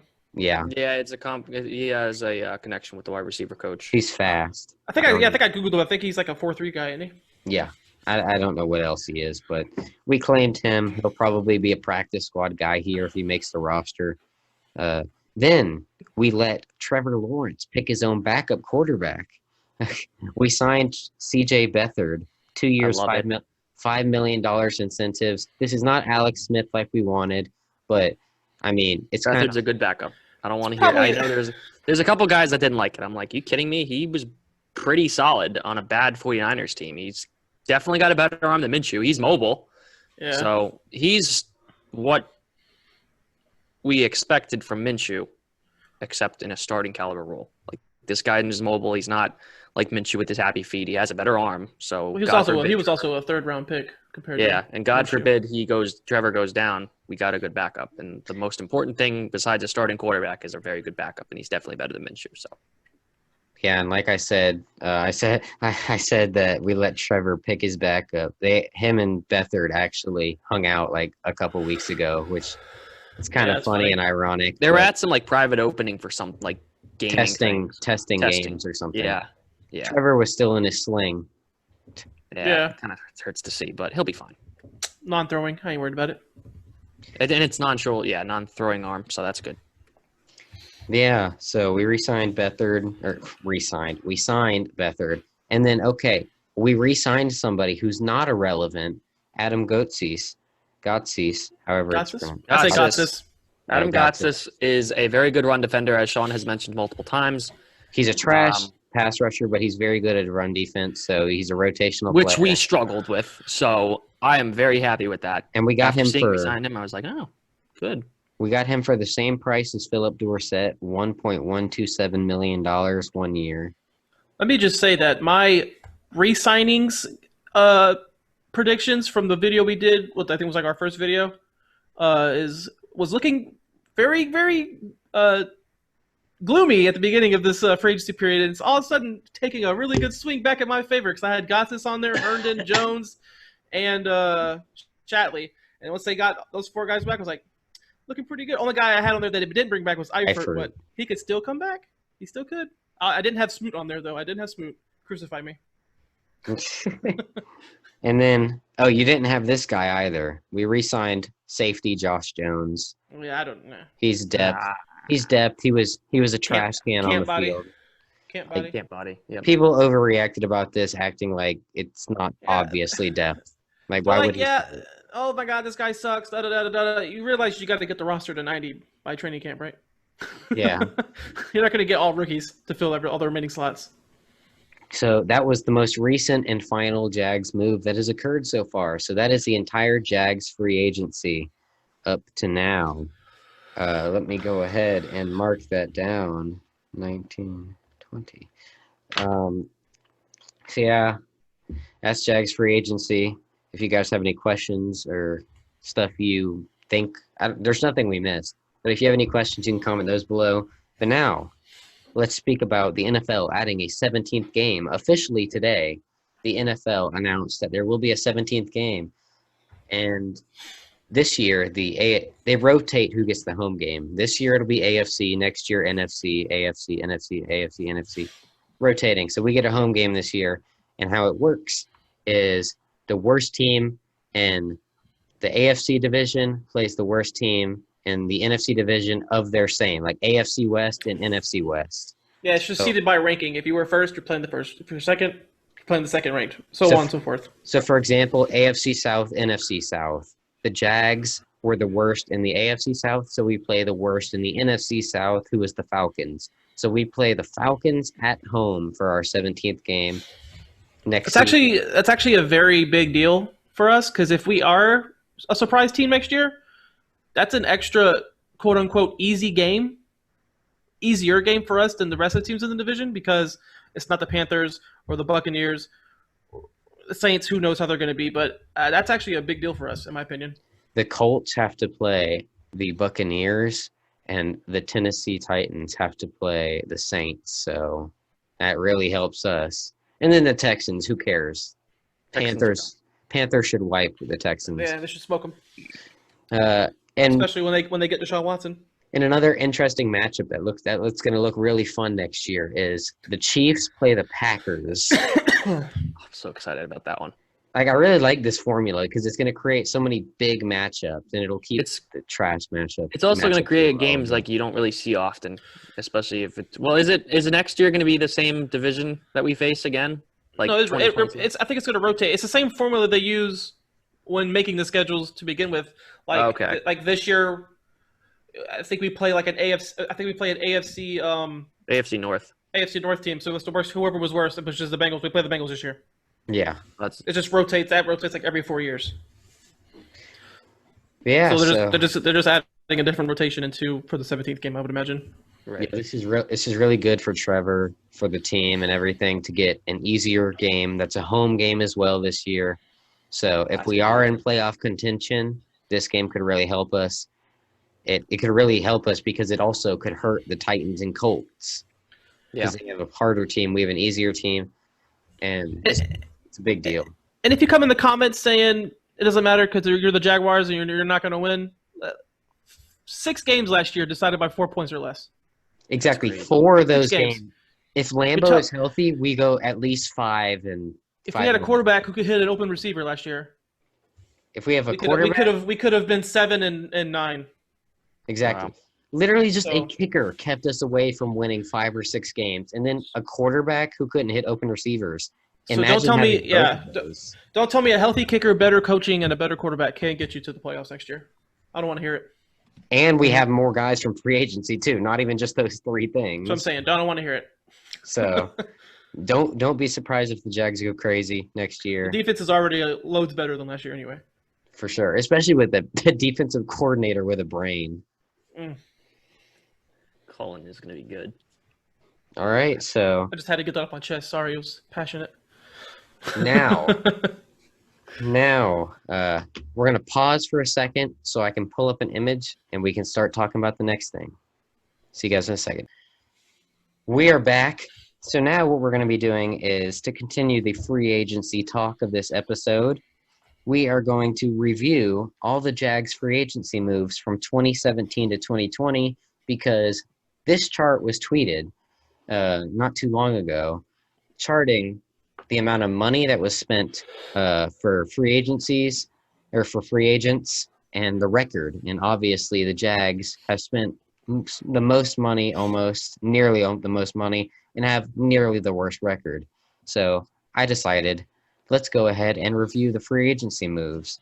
We'll start with 2017. Calais Campbell, defensive line, 4 years, $60 million. Graded on an A, B, C, D, F scale. I give it an A. That's an A, easy. I mean, dude, probably one of the best free agent signings in the history of this franchise. Yeah, easily. I agree. He could arguably be in the Ring of Honor after only 3 seasons. I mean, depends on how you feel about that. But I would put him in the Ring of Honor because of what he did for the community as well. Yeah. On top of 100%. Let's pause for a second. Let's take a look at this chart and actually analyze it in its entirety. You want to be, in my opinion, in the top left quadrant. Correct? Yeah. Top left. What do Steelers? The teams who are high up there, what do they all have in common? They draft didn't well. spend much, they have and they're winning. Franchise type quarterbacks. Yeah. Or they had something similar. Or they invested in a quarterback, and actually, you could say the Rams, their defense is amazing. The Vikings, they drafted Seahawks, good defense, but look Rams, at this, like Chiefs, Patriots Mahomes. are hidden right there. Patriots are gonna move up. They had Brady the whole time. Chiefs have Mahomes. You got Breeze up here, and then you got Lamar Ben Jackson Roethlisberger. Lamar Jackson / what's his name? Because this is also Flacco. 2017 / Flacco. You got Russell Wilson. You had Jared Goff, Aaron Rodgers, Kirk Cousins / I don't remember. They had Case Keenum. And then Titans is kind of a fluky one. You had good Carson Wentz as well for the Eagles. Yep. But once you get closer to the line, it doesn't matter. You want to be in that high top left portion. All those teams. Say what you want about Jared Goff. He played decent enough. He got him to a Super Bowl. So all those teams have franchise. You just can't stress enough how much a franchise quarterback means to a team. And now let's go down here to the Jets. These teams either tried to get one and they missed on them. The Raiders probably have the best car. No, Lions. Lions probably had the best one. Oh yeah, I forgot because I already forget that they had Matt Stafford. Yeah. They had a franchise quarterback, but their freaking team had nothing else. Yeah, exactly. It's the Lions. It's like the Rams. The Rams, they're like polar opposites because Rams quarterback is okay, not that great, but the rest of their team was terrific. Yeah, it's crazy. Dolphins didn't really have a franchise quarterback. The Giants, kind of, but not really. Yeah. I just wanted to point that out. That's just, if you look at it, how much a quarterback means to a team. You can not spend your money and still win if you have a quarterback. The Bills finally are an outlier. Bills are an outlier here because they have a good record as well as they've spent a lot of money. So they spent the most. They're just ahead of the Jets. Yeah, they also have a quarterback on a rookie deal. Yeah. That's the thing. Yeah, for sure. So. I just wanted to point that out. Moral of the story is you're likely going to have a winning record if you have a franchise quarterback and don't spend much. But if you spend enough, you spend on helping your quarterback, or you're just really good in the draft. Yeah, because you don't have to spend much. I just wanted to point that out before we went. Before just analyze this chart real quick. Yeah, actually, we're going to go ahead and take a break before we go over all the free agency moves, and then we'll be back to talk about all the free agency moves. So we'll see you guys in a second. We're back, guys. So let's go ahead and get into these free agency moves from the Jags over the past 3 years. So we're going to grade them on an A to F scale, per usual. Obviously, Calais, I think we already said this. A from me, A from Brian. Shawn? A. Are we keeping it simple, just grading it, or are we going in depth with these guys? I mean, we can go into depth, but I think there's a lot of people. Just grade it. Let's just grade it. There's a lot of people. Yeah. The Jaguars fans know who they are and how they played.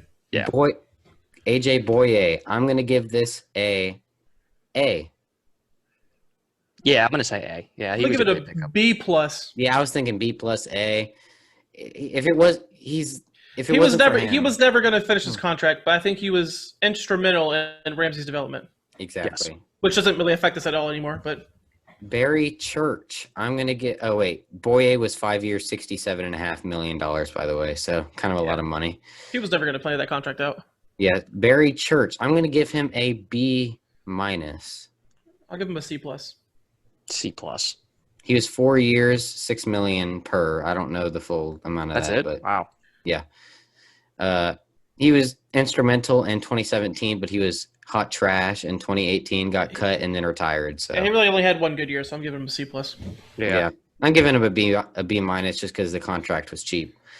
Then we traded for Brandon Albert, offensive line. We sent a 7th rounder. He never played it down. He's an F. Yeah, an F. I almost forgot about him, to be honest.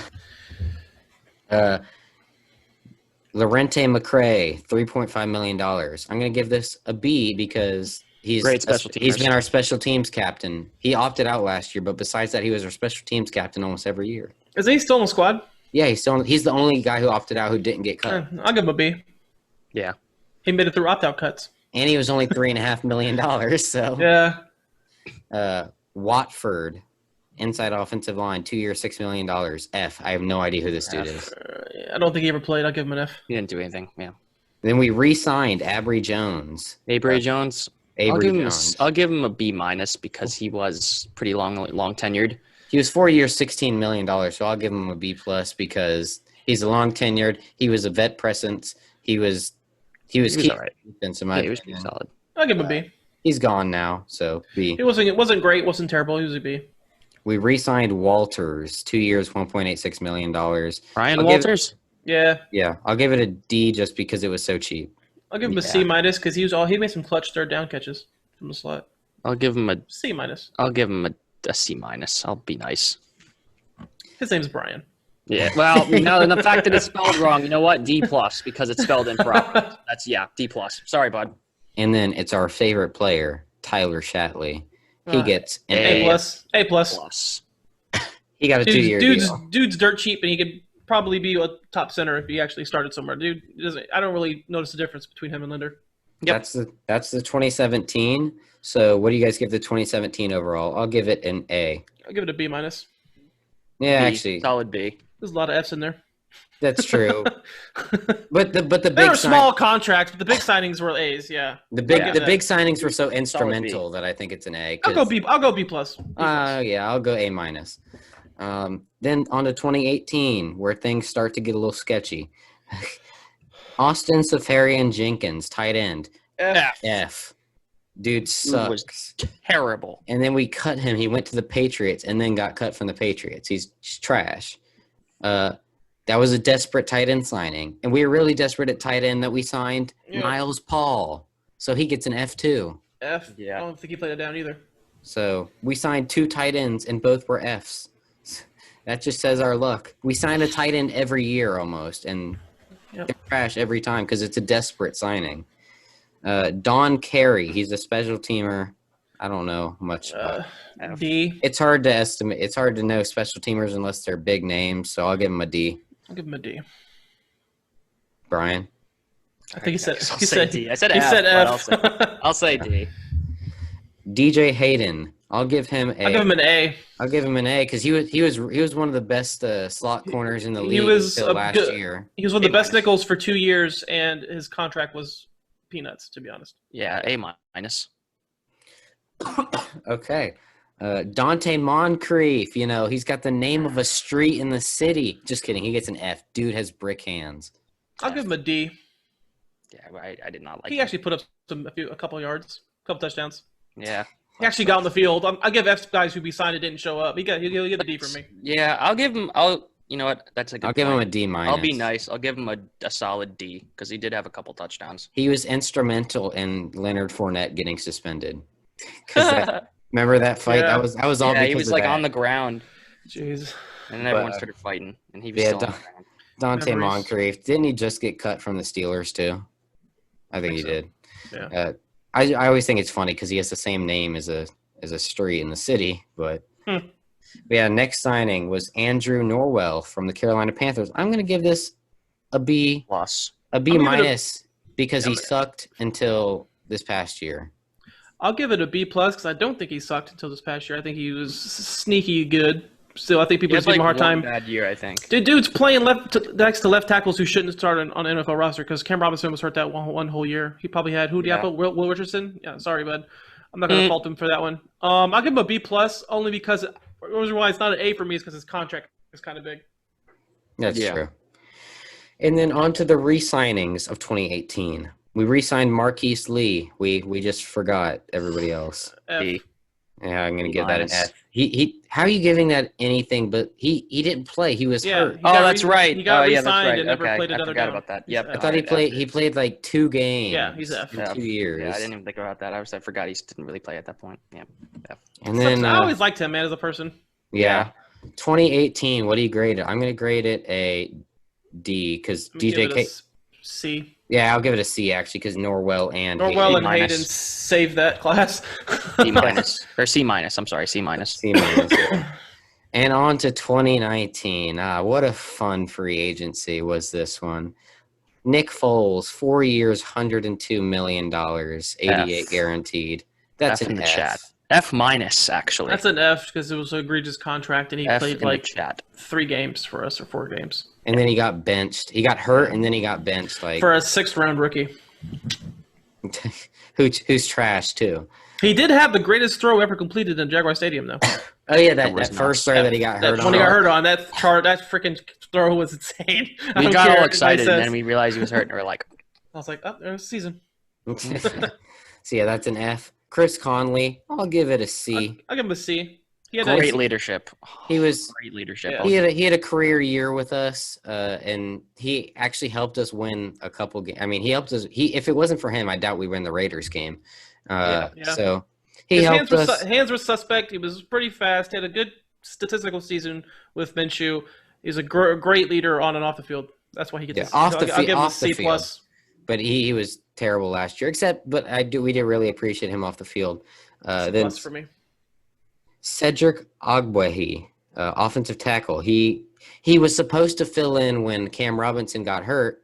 Oh, but he got hurt too. I know you're talking about Cedric Ogbuehi.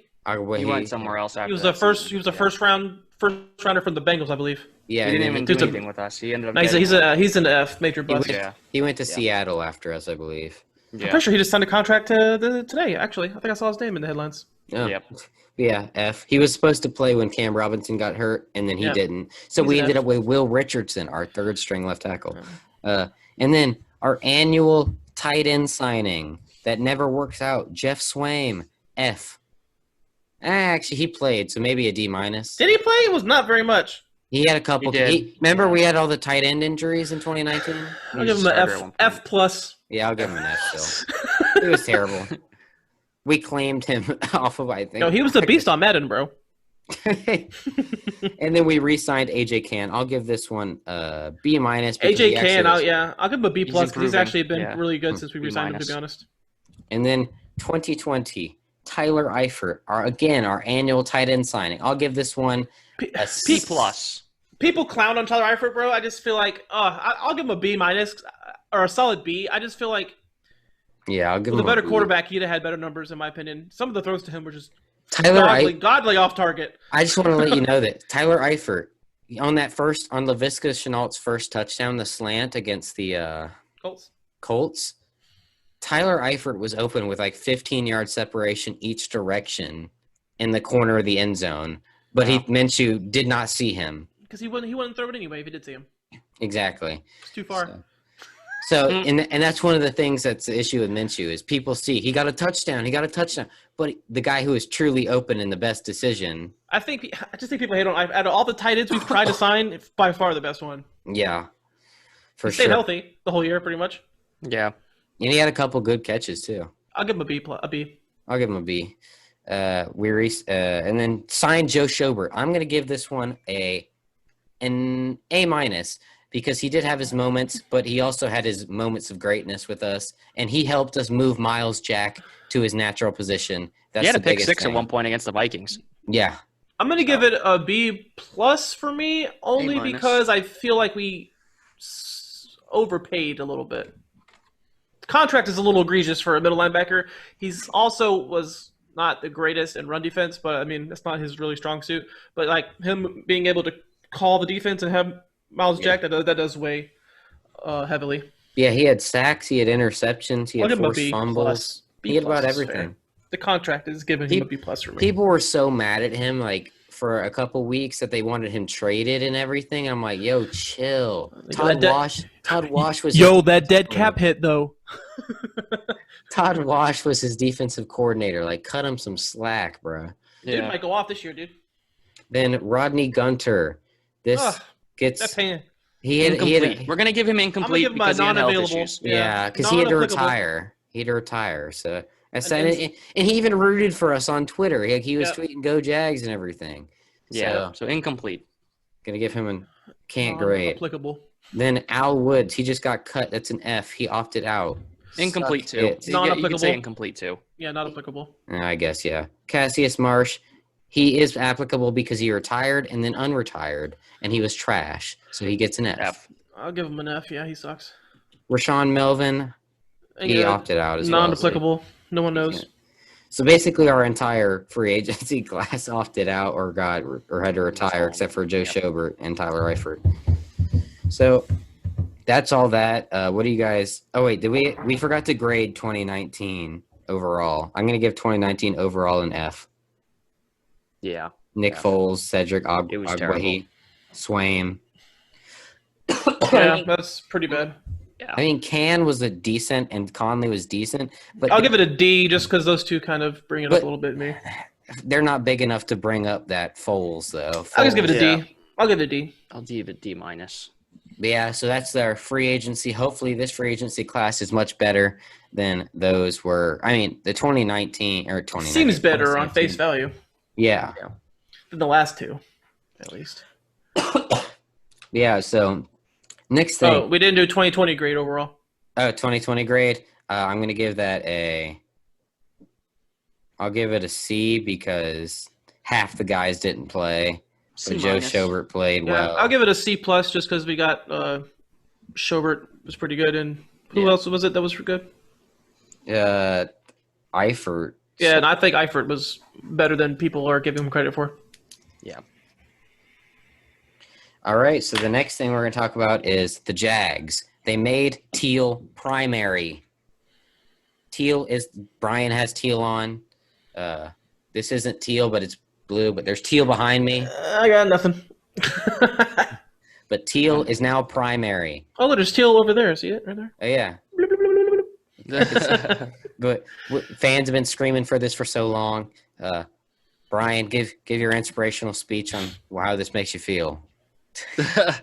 Well, Teal should have been the primary from day one until now, but they for some reason thought black was the primary for a while. But Teal just is one of the best colors ever. It's blue, but it's such a nice blue. It just sticks out in a good way. And it really looks good on black. Like teal on black is just so sharp. Even white. So it's such a good color. Like black on black is sharp, but like teal on black just hits different. And I'm Teal just on so Teal happy is they went. weird, but it's still cool. Yeah, I'm just so happy Teal is back because the Teal jerseys just look better. Trevor's going to look better in Teal. Everybody's going to look better in Teal. So I'm very excited it's the primary. I just hope that we go adjust our uniforms in a couple of years to where more classic like we were in the 90s, early 2000s. I was just about to say the same thing. I feel like the color black being the primary for the years that it was is actually fitting because those were some very dark years for us. Besides that point, seems like we're finally righting some wrongs here. So, yeah, let's get our uniforms looking like they did in the early 2000s, and I'd be happy. Yes, sir. And the Jags, they actually are in our group chat. So, We've talked to them multiple times already. and Where are they? Blast. they like to bully me, you know. Every time we see them, Josiah is for some reason not there, present, according to them at least. So Yeah, I could literally be the first one to notice they're there, and they'll say, "Where's Josiah?" or "Where's?" and they're Yeah, just where's like Josiah? everyone's laughing. And it's like, oh god. It's just become a running meme. But we love the Jags social media account. They're better than your social media account, Facts. your team's social media account. Facts. But yeah, let's go ahead and move on to the draft fun. We're going to go ahead and give our 7-round mock drafts. So let's start off with mine. We'll try to keep it simple because the only ones we can really go into depth about is like the first couple, and then after that, it's just like, No, I can go into depth about all of them. I can go into depth as well. Here's mine. So first overall, it's I had to think about it. You got to Reach. Maybe Zach Wilson is better. Hey, he said reach. maybe Justin Fields is better. Justin Fields was balling out today, huh? Overrated. Just kidding. Please don't come for me. And then at number 25, Ooh. the edge he should be the first edge off the board. He's not the best edge, in my opinion at least. I think he's the second best edge. I think Jalen Phillips is better. It's just Phillips has the injury concerns. Phillips was also available, by the way. I'll agree to that. Oh, look at you. Phillips was available, but if Pay is available, I'm taking Pay over Phillips. Yeah, of course. I think I'd rather not have the injury worries. Yeah, but I would if Pay is not there, I am willing to take Phillips. I don't care about the concussions. I'm drafting that player who's top 10 talent without the injuries. But 33, I took Freiermuth. Some people might try Freiermuth. I don't care. It doesn't matter. Semantics. It's whatever. But I took him at Freiermuth, yeah. I took him at 33 because I don't think that's a reach. People keep saying that's too early. I don't agree. You could take him at 45 or 33. I just feel it's very risky. I don't know that he'll be there at 45. I mean, exactly. I think it's too risky to let him try and slip to 45. You're talking about tight end 1 if there wasn't an alien in the draft class. And, there were actually a couple guys that were available. There was Elijah Moore and there was Kadarius Toney. Kadarius Toney made me really question, but I was like, we need the tight end more than we do the wide receiver. So I took Freiermuth, and guess who was available? My guy. Elijah Moore was available at 45. I had to do it. I had to. He's too dang good to pass up at 45, and I just took him there. And then at 65, Jalen Mayfield fell to us because he is unathletic as you-know-what. His film is actually better than his... Yeah, he had a bad pro day. I don't see him lasting that long personally. I think some team will still think... This guy, you talk about a guy who was consistently mocked in the first round probably, or like early second, and then he had a bad pro day. Now he's a third rounder. I just can't buy that. Yeah, he's a bad tester, but his film is... He's a right tackle. He doesn't need to be the most athletic person in the world. He can compete with Jawan Taylor, and if he doesn't win, you can kick him into guard. He has guard flexibility. So that's why I picked him, especially because Jawan Taylor doesn't deserve to just be given his job. He should have to compete for his job. Hard agree. This is his prove-it year, because generally year 3 tends to be the prove-it year for a lot of guys. Sometimes year 4, but year 3 is the main one because that's when they should be coming into their own, and that's when they should be developing, especially when you're drafted that high. Then on to 106, Jalen Twyman, defensive tackle from Pittsburgh. I actually think he's pretty good. Like I watched a little bit of film on him, and I really like him. He was the best defensive tackle on the board, in my opinion, here.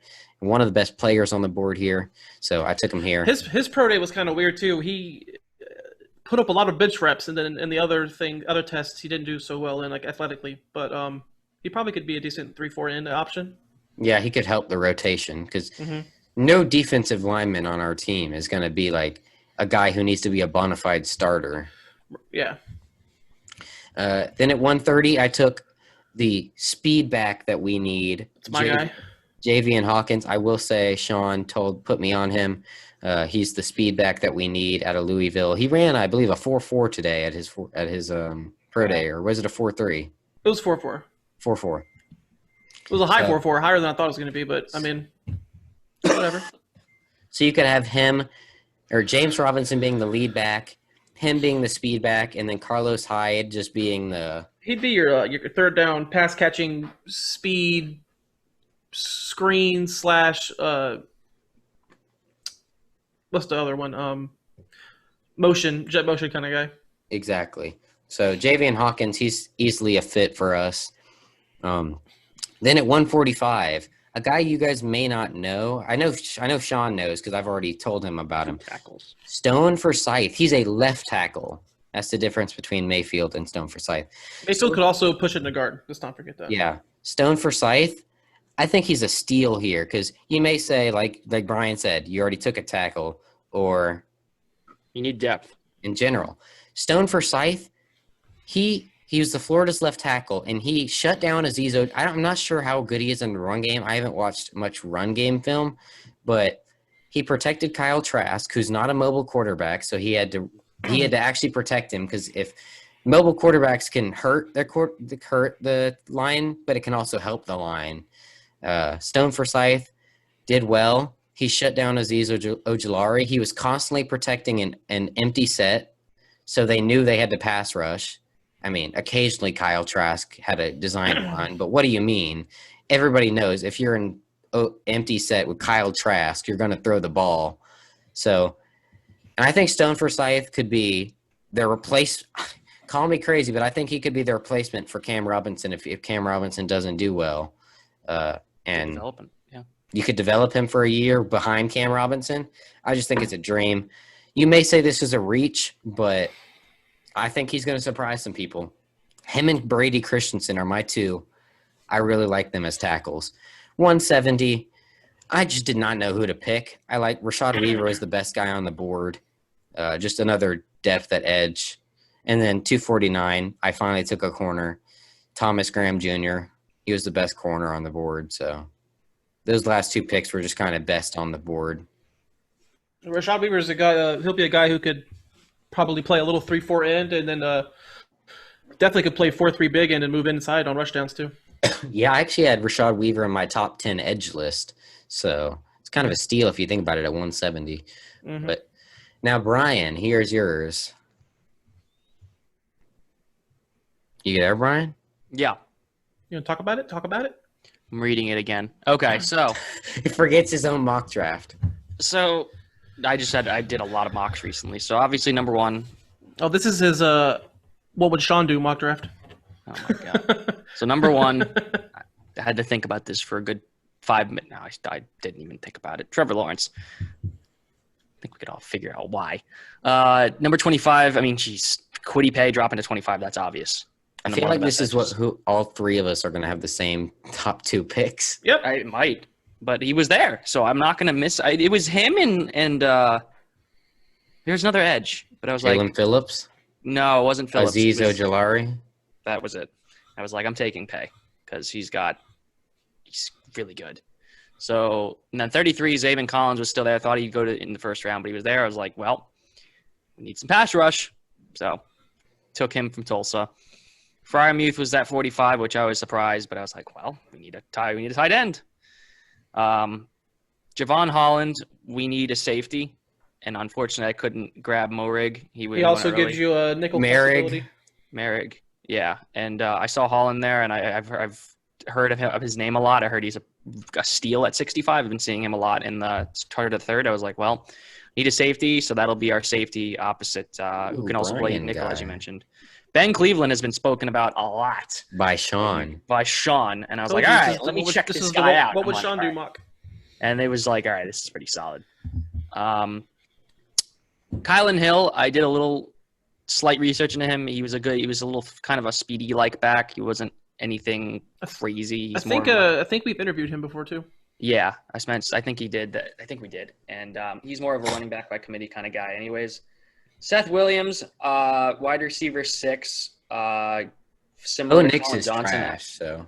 Huh? I said Bo Nix is trash, so Seth Williams could be better than. He has the potential to be a steal in that area. I don't know. I don't remember who Bryce Thompson was. I kind of just needed a quarterback for cornerback. He's trash. And then I looked at Josh Ball. I actually did a little in-depth on this guy. He has the potential to be a starter in the league if we can develop him behind Cam Robinson. That's my developmental left tackle. Because I looked at his information. I was like, he could be a starter if we play our cards right. So I was like, let me get a 7th round steal real quick. And I saw him. I was like, yeah, I like this guy. So, yeah, that's my mock. All right, not the best, but not the worst. All right, let's go to Sean's real quick. All right, here is Sean's mock. Take it away. Okay, so I got Trevor Lawrence, of course. You're taking the generational QB since probably his junior year in high school. At number 1, Kwity Paye is my edge 1. He falls to 25 here. I'm taking him. Big, strong, athletic guy. Nice finesse rush moves. He probably could stand up. He didn't do a whole lot of it, but I think he could do it in a 3-4. Pat Fryermuth, I don't think 33 is a reach on him. You're talking about a guy who would be tight end 1 if Kyle Pitts didn't exist. 45, Brady Christensen. Dude tested off the charts at his pro day. Athletic. I think he had the best pass blocking grade this year. Josiah? Yes, he did. He was playing against trash competition, but he dominated. But he dominated, yeah. Perfection. That's what you want to see. He's a little size worry. He's a little undersized, and he could put on some weight. Yeah. He was blocking for Zach Wilson, right? So I mean, correct. Were you referring to Christensen, Brady? Yes. Okay. I like him. He's one of the actually highest grade. Well, granted, it was PFF, but he's one of the highest graded tackles in pass protection. Yeah. And I don't think he allowed a single sack against Zach Wilson. I don't think he allowed many pressures either. Yeah. So you get Brady Christensen. I would actually have him compete with Jawan his first year, and then whoever loses that battle is the swing tackle that year. I don't expect him to win that battle, and if he did win that battle, I would be upset for Jawan Taylor because he really needs to step it up. However, you develop this guy for another year, and he probably could take over for Cam Robinson, and we'd be in good shape there. 65, Richie Grant falls to 65. I don't really see this happening in real life. I think this guy will probably go in the second round. He's a very underrated safety in this class. Some people have him as their best safety in this class, to be honest, or at least safety 2. Some people have him above Javon Holland. Some people have him going in the first round. Cough, Right. cough, wink, wink. Right. Chris Trapasso, you idiot. Anyway. This guy's rangy. He's a ball hawk, good tackler. Would be a really solid player to pair with Rayshawn Jenkins in our defensive secondary. 106, Ben Cleveland. That's my guy. Dude's built like a mountain. Wasn't he? Isn't he like the what's his name? Smoothie King of this? Not Smoothie King, but no, like that's Quinn Meinert's. Yeah. Oh, okay. The guy Yeah, with but his belly always out. Yeah, this guy has some serious potential, though. This guy doesn't have no big belly like that, but He has potential. dude's ripped. Dude's like huge. Like I shared a picture in our group chat before of him next to his girlfriend, and dude just. I remember that. Towers yeah, he over look this like girl. A tackle. Or a guard. Yeah, this dude's. I think he ran a 4.89 or something around there at his combine. I think he put up 30 reps on the bench. This guy will probably be either your Can replacement next year, because he's probably going to be gone. He's in the final year, or this will be your Norwell replacement. I think it'd be the Can replacement, because I think they're going to try to groom Barch to be the Norwell replacement. He lied to us, though, a little bit, because he said he was going to put up, set a record for the bench press. Yeah, he wanted to push over 40, but he ended up only getting 30. I mean, it's good to have lofty goals. So yeah, Ben Cleveland. You get Ben Cleveland and Christensen. Your O-line in 2022 is looking pretty good, looking formidable. Ellerson Smith, edge from underrated. Yeah, he's a really good player, man. Doesn't he have like a ton of sacks? I don't think he has a ton, but he has quite a few. I believe he's from Northern Iowa. Okay, I think it's somebody else. Oi, he's really showed out at the Senior Bowl, which really put me onto him. That's when I first put me onto him. And then after seeing him show out there, I was like, man, I got to look into more of this guy, or look more into this guy. And man, he's going to be really good developmental 3-4 edge rusher for us if we actually do make the pick. And then at 145, I get my guy Javian Hawkins. This guy is probably one of the most explosive running backs in college football. I think he's number one in the most home run hits, 60-plus yard runs for touchdowns. Wow. He has 60-yard runs, 70-yard runs, 80-yard runs. I was watching Tutu Atwell film, and this dude was just suddenly pop a huge run. Felt like every couple of snaps. He's not very big. I think he's 5'9", like a $188, somewhere around there. But, man, if he gets an open space, man, look out. This guy is electric with the ball in his hands. And then at 170, I get Daz Newsome. That's a developmental some people are going to think this is way too late for a receiver. People think because Urban Meyer said we need speed, or he likes speed, we need to go out there and draft these fast guys. He did clarify that by not saying speed doesn't necessarily mean 4.3. He specified fast on that. The field. He just meant giving it your all. Giving it your all. Right. That's and what he the meant by media that. decided to misinterpret that, and now they're all over. Yeah, people look at his Rondale Moore. Yeah, people look at his rosters that he had at Ohio State, and yes, he did have a lot of speed in the field, so I'll give them that.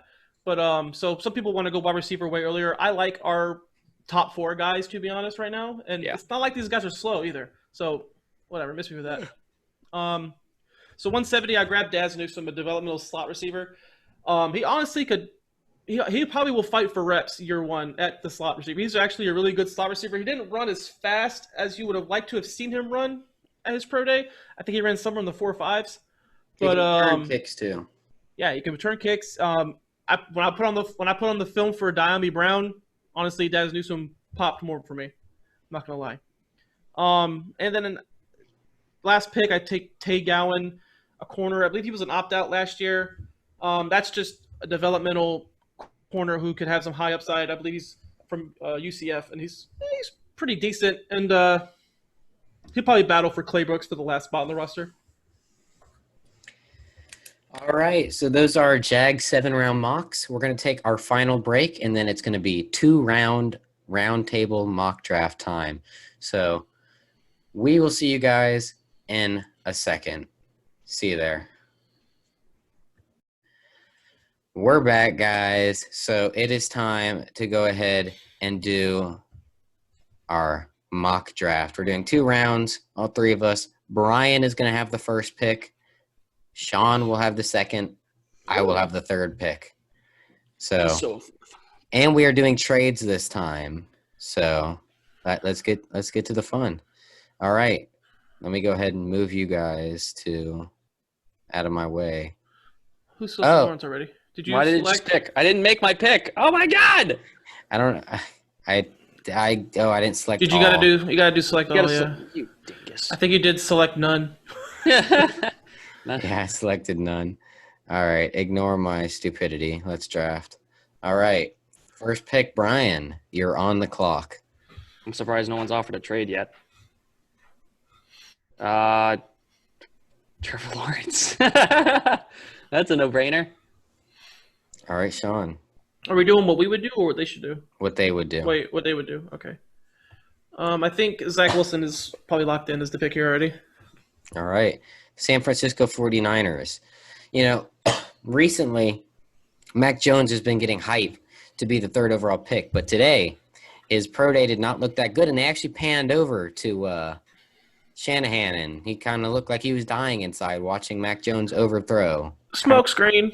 Kind of like Jimmy G in the Super Bowl, but I think they're going to go Trey Lance. It could be Justin Fields, though, after his pro day today, but you never know. Well, since the fact that Justin Fields just dropped, stop it. Yeah, Justin Fields is going to be a Falcon now. There's no way they don't take a franchise quarterback with Matt Ryan coming to his end. I think it's possible they trade back. I could see even it, with but Fields on the board. Oh, I don't have this pick. I know who I would pick here. Who's this? The Bengals? Yeah. Bengals. The Bengals. Now, what they should do and what they would do is, or what I think they should do and what they will do is two different things. I think they should take Penei Sewell. I think they're going to take Kyle Pitts. Oh, you think they're going to take Kyle Pitts? I think they're going to take Jamar Chase. I think they're going to take. I would think that they're complete fools to not protect Joe Burrow. No, So do I. I think Burrow. they're gonna take the best non-quarterback in the draft. I think Burrow is going to bang the table for Jamar Chase, and they're going to do it. I think they're going to fall to it. What I think the Dolphins do now, because of the fact that they just It's my pick, bro. It's my pick. oh wait, that's right. I think they take Devontae Smith. Wow. All right, now it's your turn, Brian. How in the world is Penei Sewell dropping? Go to the team needs for the Lions now. Do they even have a left tackle? Just cook. Oh, wait, those are their picks. I have no idea. Team needs. I'm dumb. Wow. Oh my God. The Lions are right there. Wide They receiver, don't even linebacker. need a tackle. What the heck? This is Well, who's on the board? All right, I guess Jamar Chase is still available, so that's what's going to happen. Just because I know Sewell's Shawn? the best available, but like they don't need a tackle. That's what I would have done. Let's go see this team needs for the Panthers. I think they need a left tackle, maybe. They do. QB, CB, OT, safety, OB. Well, I think they're actually going to trade this pick eventually, and they're going to get Deshaun Watson, or at least try like heck to do so. But with all his stuff going on, let's give them Penei Sewell here. Yay. All right. Broncos at number 9. They don't need a cornerback anymore. They could use Rashawn Slater because before you get mad, because somebody got mad at us for taking Rashawn Slater because they just signed their left tackle. They re-signed their left tackle. He can play any position on the line. I doubt he could play center, but I mean he might be able to. But that's they said that he can play center. Oh, I mean if you put him at center, you're a moron. But that's I think it's funny how Rousseau is ranked 10 on this. Yeah. Rousseau is ranked very high. Not on my board. Yeah, I'm going to give them Rashawn Slater. Yeah. You idiot! Just kidding. Who would you go? What would you say? That's good. Okay. It is Brian's pick. This is the most obvious pick. It's Surtain. Surtain is a Cowboy. That's like one of the only picks in the draft besides Trevor and possibly the Jets where you can mark him as a Cowboy. Waddle, book it. Yeah. Philadelphia. They could use a lot. Let's go ahead and look at their team needs. Pretty sure they need corner. Yeah, wide receiver, QB, cornerback, linebacker, tight end. There is a linebacker on the board. There's a corner on the board too. J.C. Horn. CB1 goes. Bironi. Wow, that was quick. I just realized we could trade him. We still haven't even traded. Team needs? Yeah, I'm not really going to worry about trades. The trade I would have done only so far would have been from 4. Team needs. Yeah. Oh. Come on, man. This pick is so obvious. I know, but okay, yeah. Right. Christian Darrisaw. All right. Shawn. Okay, I'm going to trade back here. All right, who you trading with? I'm going to trade with the Washington football team. Oh, wait, Well, actually, who's controlling the football team? Hold on. So, me, you, Brian. Brian, you control the football team. Oh, Okay. so yeah, you guys have to agree. You have to approve this deal. Oh, okay. All right, so where's Washington? What are you offering? All right, so first Okay. let's hear Shawn, because Shawn's the one with the pick right now. Let's give them 14, 78 maybe, and we'll throw in a third next year. It's only 5 spots. For 19. For 19, yeah. Do you accept, Brian?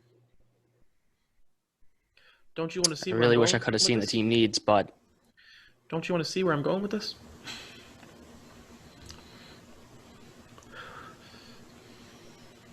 yeah, I'll accept. So essentially, you're just giving up the first overall pick and your rights to the football team, because now the football team is my team. And I'm going to give them one McCorkle Jones. Wow. Trade up ahead Oh, of after resume draft. they trade up ahead of the Patriots. and Wow, they so grab he just selected Mac Jones. Mac Jones, who is going to be their quarterback of the future. He's going to sit So wait, behind am I picking Fitzpatrick, 19th? probably. Wait, am I picking 19th now? You still are. You still have been. Okay. We just swapped teams. Oh, okay, I see. Yeah. So All now right. it's your pick now. The Patriots, do I think he should go this high? No. But based off today, Bill Belichick showed up to Miami's pro day, and I think he could go Gregory Rousseau. I agree. Wow. That's the one place he would go where he might actually develop properly. All right, it is Brian. Oh, wait, is it Brian or Shawn? Yeah, it's Brian. It's Brian. Team needs. Brian, why do you even need to know their team needs? This is an easy one for me. Cornerback? Oh, Caleb Farley. Thank you. Oh, yeah, even though he's hurt or surgery, fuck, screw that. He should still go there. Yeah. The Raiders. You have to think like the Raiders here. This is me. Think like the Raiders. They have to know. They could go either of these two guys. Yes, but they have to know they need a tackle. They have to know this. They have to. tackle? They got rid of them. They have to know this. They They got rid of Trent Brown. They They need a right tackle, like bad. I'm gonna go Tevin Jenkins here. Tevin Jenkins is a monster, bro. They need a right That's tackle. a so smart bad. move. I don't see that happening just because the Raiders are not. They have to know. You just have to. It's hard for me to pass on Joke there or Parsons, but they have to know. Josiah now? Miami is taking Quiddy pay. They need an edge. No. All right, Brian, you're on the clock. And they got. Oh, he's and still available. The guy they wanted the whole time. Elijah Vera Tucker. Thank you. Yep. The guy they wanted the whole time is still there. That's why it's a smart trade, in my opinion. Yep. Is this me? Yep. Damn it. I'm going to go Rashad Bateman because Robinson's gone next year. Rashad. So now you get Bateman and Robinson for Andy Dalton for a year. I could see them going Samuel Cosme as well. This could be a potential high-powered offense, even though they have Andy Dalton. You know who is going to take Samuel Cosme, though? These mofos right here. Yeah, I've been doing that too. I'm not surprised. Wow. Oh boy. Team. What do the Titans need? Do they need a? They don't need a linebacker. They need A cornerback. corner and they need tackle. Right tackle. Scroll down the list. CB, cornerback, wide receiver, tight end, safety, offensive tackle. I Let me know see who the I would go. defensive- Let me see the defensive situation. Me too, but I hope they don't. I know. Shawn and I are thinking the exact same thing right now. I think they pull a surprise and take Greg Newsome. That's not a surprise, actually, because that's what Shawn and I were thinking right here. Why you got to do me like this? All right, 23. And the Jets. So they got Zach Wilson. They got some receivers, man. I just realized Micah Parsons is still available. You know why? Because And they're going to grab Micah Parsons here. Wow. The Jets just got a steal. They're going to grab him, but that defense is putrid. Yes. All right. Pittsburgh. A lot of good people still on the board here. I know what I would do. I know what I'd do too. I'm just going to look at team needs just in case. Where's Pittsburgh on here? OC. It's offensive center, I'm assuming? Offensive coordinator? I'm assuming that stands for center. They do need a center, so. Yeah. Tight end, running back. Yeah, I'm going to give them. There's 2 picks I'd do here. Yeah, there it is. Ooh, that's not what I would have done. What would you have done? I would have gone either Landon Dickerson or Azeez Ojulari to replace Bud. Yeah, I was thinking about edge, but that running game is so abysmal. You can get a run back later. The selections available here are actually pretty solid. This is going to be tough.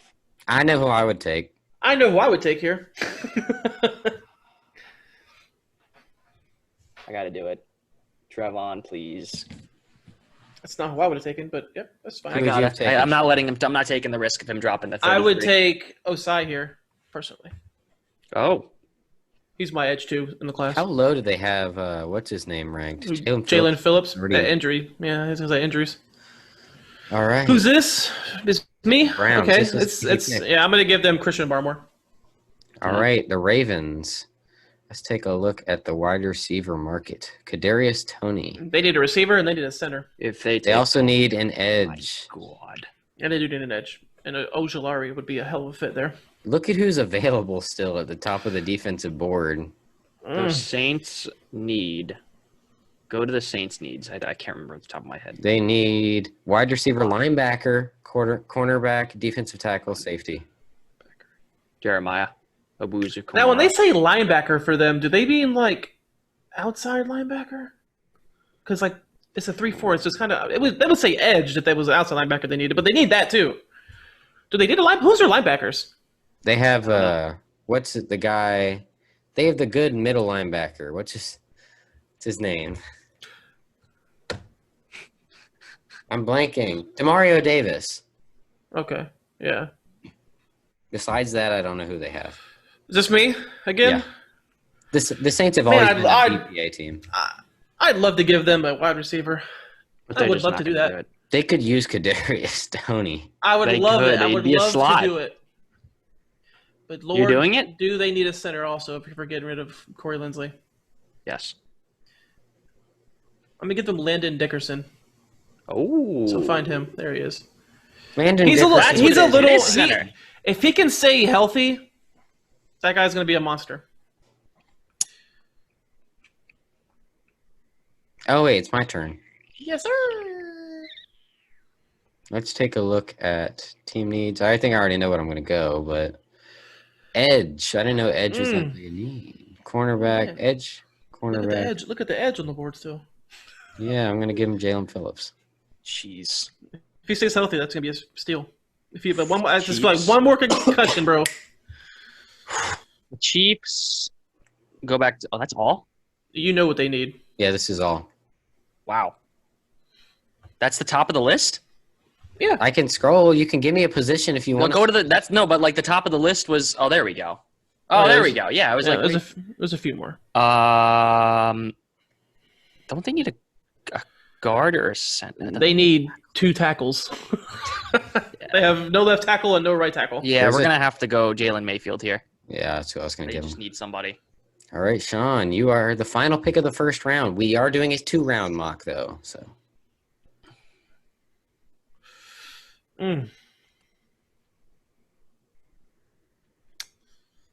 Let's go Levi Owunzurike here. He's going to be their Ndamukong Kung Su replacement. Okay, so I get the Jacksonville Jaguars. Oh, baby! Yes, you do, and you better not make me mad. Wait, where did he? Oh, he's right here. Oh, you made me mad. You took Pat at 33? You made me mad. Wait, wait. Look at the board. Oh, wait, we didn't take an edge. Look at the board and tell me who I would have taken there. Josiah. Josiah, you dingus. But we do need a tight end more than anything. We do, but I forgot. Shawn. I'm always used to Shawn and I both always taking an edge at 25. Yeah. Oh God. If you need to go back and see what they've already done. Do they need a running back at the Jets? Yes. Yes. Travis Etienne. Etney. Travis Etney? Etney. I don't know the freaking last name. Travis Etney. Okay. What do the Falcons need? They need a lot. Who they got? Falcons, They They got a just- quarterback. They got quarterback, Justin Fields, safety, running back, corner, safety, guard. I thought they needed an edge more Don't they need like linebacker? How is a size still available? because Safety. I'm an idiot and forgot that I didn't pick an edge. Let's go ahead and give them Richie Grant here. Wow.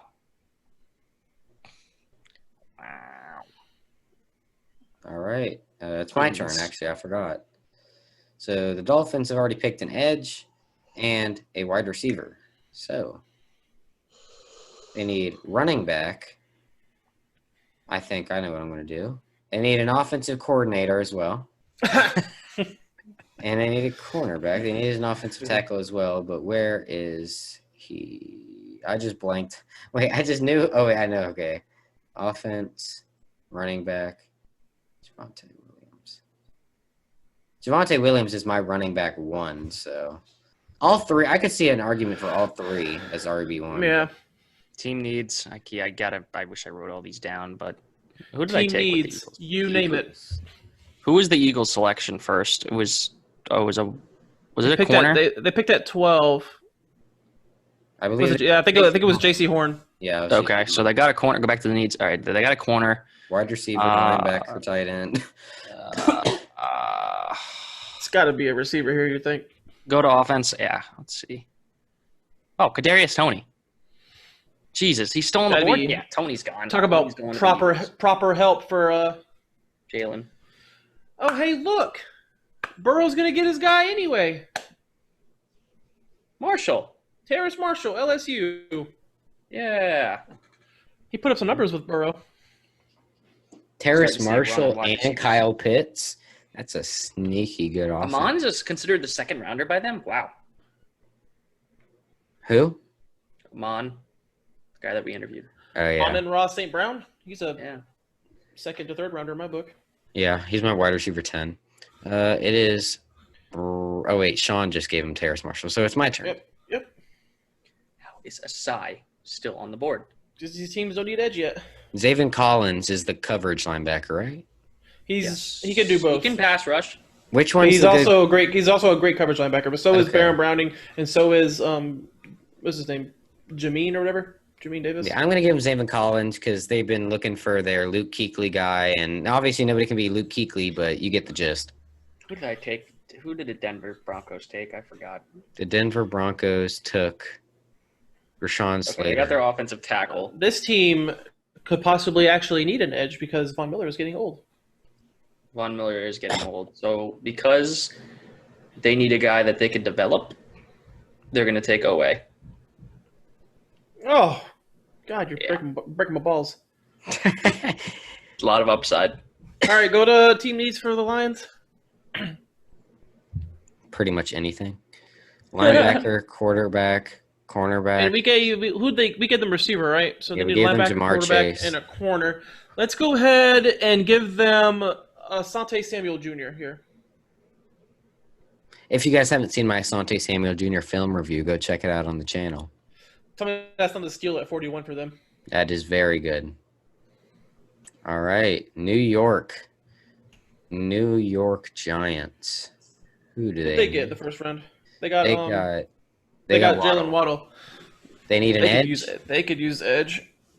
Do they have a 4-3 or 3-4 actually? I want to say it's a. Let me find I want out. to say it was 3-4 because they took Vernon and he did not do very well in it. So you think they're a 4-3? I think they're a 3-4. That's what I'm saying. Okay. Let me see. okay. Let me look it up. Hold on. Let me look it up No, real quick. It's too late. Nope, too late. He could probably do both anyway. All right. B. Roney is on the clock. You gonna get up from your phone? Or You there? It looks like they ran a hybrid defense. Yeah, they okay. use 3-4. It's good. 3-4. All right, sounds good. All right, B. Roney, Niners. Took a quarterback. So what are their other needs? They need Pretty sure they need corner. quarterback, cornerback, edge, offensive coordinator, and defensive tackle. Offensive coordinator. That's fucking. Go to cornerback edge. You know what? I see a corner they would love. Creed Humphrey. Take Creed Humphrey. That's not the corner that they would love. They have no center, and they need a center. He's available. That's a first-round talent right there. They got no corner either. Well, they'll get a corner later. Who they like? You They gotta like big. protect, They you gotta like protect big. your franchise quarterback. You can get a center later. All He's right, too valuable there. Shawn is on the clock. The Cowboys. They also need a corner. They already drafted. Oh, one. they took Surtain. I forgot. Couldn't they use a defensive tackle? What else do they need? What do I need? Safety, Yeah. D tackle. Okay, Let's go ahead and let's go ahead and give them Liam Eichenberg actually to groom behind Tyron Wow. Smith. All He's right, way low, way I'm low on the that clock board. again. Had multiple Jags picks. Unbelievable. Ronnie Perkins is nice. Isn't he a 4-3 though? Or could he could do both, right? Go look at the linebackers. Probably could do both. Baron Browning, Jabril Cox, Nick Bolton. Oh, Browning's a middle linebacker, isn't he? Yeah. Most of those guys are regular linebackers. I know what our own team needs are, but I'm just curious what they put. So we got a safety, we got a quarterback, we got a tight end. We And still need running back is- apparently our running back and a defensive tackle. Those are kind of whack. We could. I think Elijah Moore. We didn't get a receiver yet, did we? Do we need one that early though? I like Elijah Moore. Elijah Moore, though, yeah, I'd take him that early. It was He can flat between out him or fly. Perkins. So. He can fly. Damn, our wide receiver room is stacked now. There's gonna be too many cooks in the kitchen. I guess that means that Colin Johnson's the odd man out. Injuries happen. True. Situational. Colin Johnson comes in red zone. True. All right. Oh, is it me? Oh, yeah, it Mhm. is. Yes, sir. The Patriots have a ton of tight ends. They already have. Who did they take? They took. took they took. Who was I it? took Russo. Oh, that's right. Okay. Go to the needs. They took Russo. They need running back, cornerback, wide receiver, quarterback, linebacker. Oh, I know who could go here. Cornerback, wide receiver. Just kind of hit me. Who could go here? Baron Browning. Baron Browning. Yeah, I was going Best to pick him. available at this I was going to point. pick him next, I think, because I think they lost their middle linebacker. Yeah. All right. All right, what do they need? I know linebacker's up there probably. Cornerback, offensive. Cornerback. Oh, it's not. It's not. Wow. What did we give them a tackle in the first Yeah, we round, gave I him think? Darasol. You can I either think build I the know. trenches even more, or you can They help the could go. defense. They could go Eric Stokes, Yeah, I know. or they could trade. I mean, trades are still on the board. Go to the corners. Aaron Robinson. Scroll up. Give them Ife. Ifeatu Melifonwu. Ifeatu Melifonwu. Raiders. On the board again. Raiders need Safety. they need a corner. Cornerback. They do need a corner, and there are many corners available. Eric Stokes? Question mark. Yeah, so Bironi is on the clock. Now you can have team needs. Wide receiver, running back, offensive tackle, tight end. Who did we take again? I so They they took corner Farley. What were the needs again? They took Farley. Wide receiver, running back, offensive tackle, tight end. Go to offense.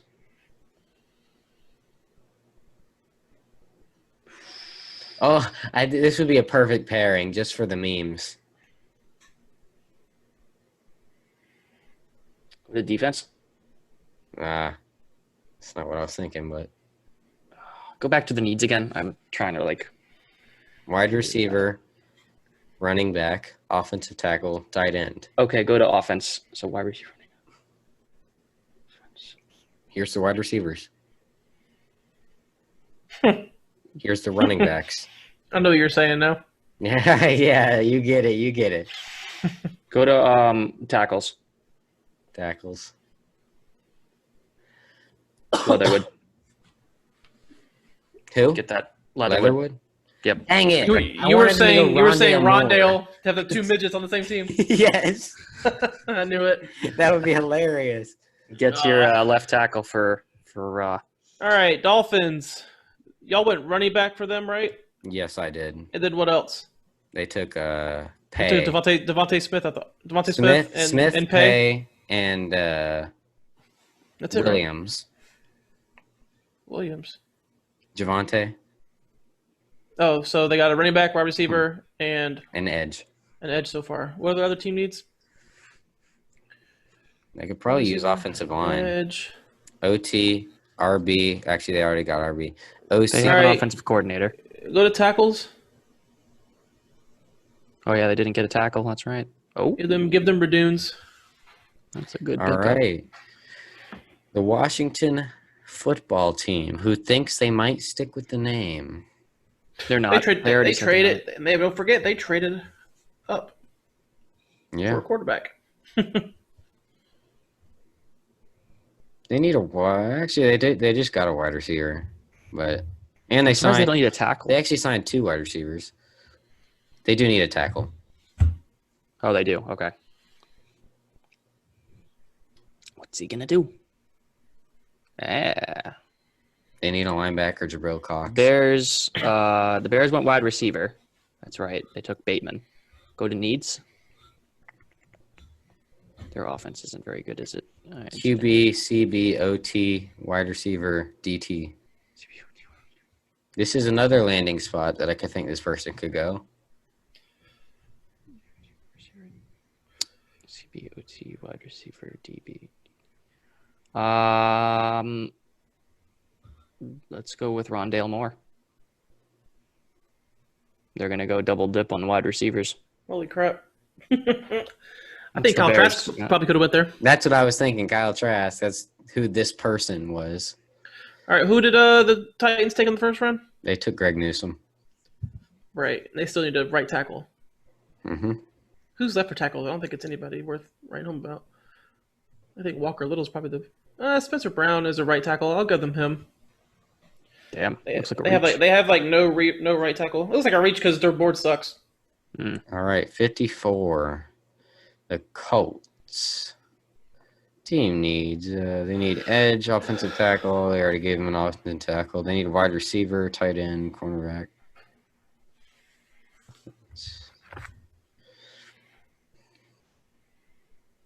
These wide receivers aren't. I mean, I'm on Raw. This is late. They're not ranked very well, in my opinion. Yeah. You gonna pair Amon Ra with Michael Pittman? That would be cool. Aaron Robinson is good. He's more of a nickel, but yeah, he's pretty good. Yeah. Elijah Molden's also a nickel. He ran a slow 40 though. You know, I'm going to give him Amon Ra. Just give him the USC wide receiver room. Steelers. I need the needs. Team Needs. needs.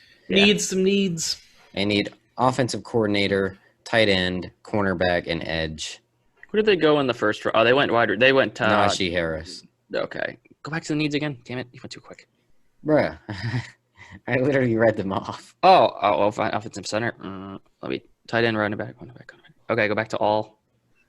I am on all. We're gonna say Ronnie I know. Perkins. Yeah, that's who I was going to give him to. All right, Shawn. The Seahawks' first pick. That's so bad. What do they need?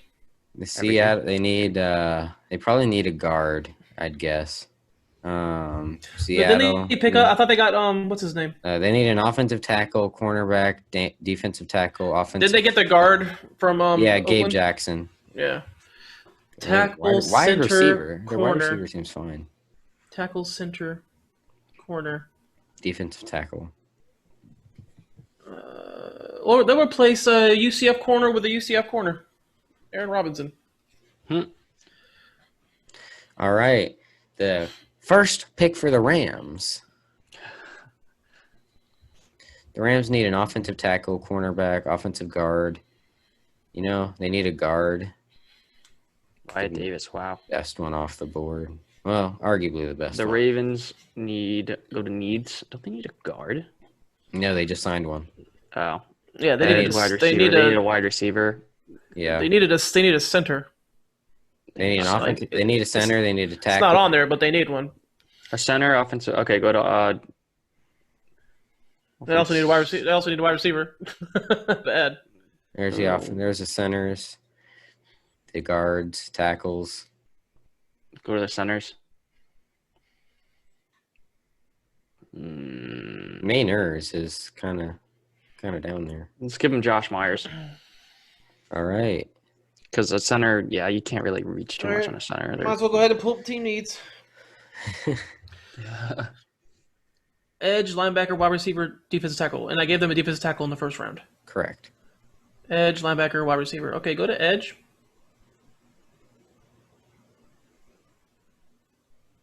How sick would Boogie Basham be next to Myles Garrett? You Or want on it? the same D line as Myles Garrett? Yeah, I want it. What the hell you mean? All right. Saints. The Saints offense Do you want it? team needs. Saints. It's their first pick, right? No, they had. Oh, wait, no, it's not. Never mind. I just realized that Browns D lines would be stacked. Wide receiver, linebacker, cornerback. No.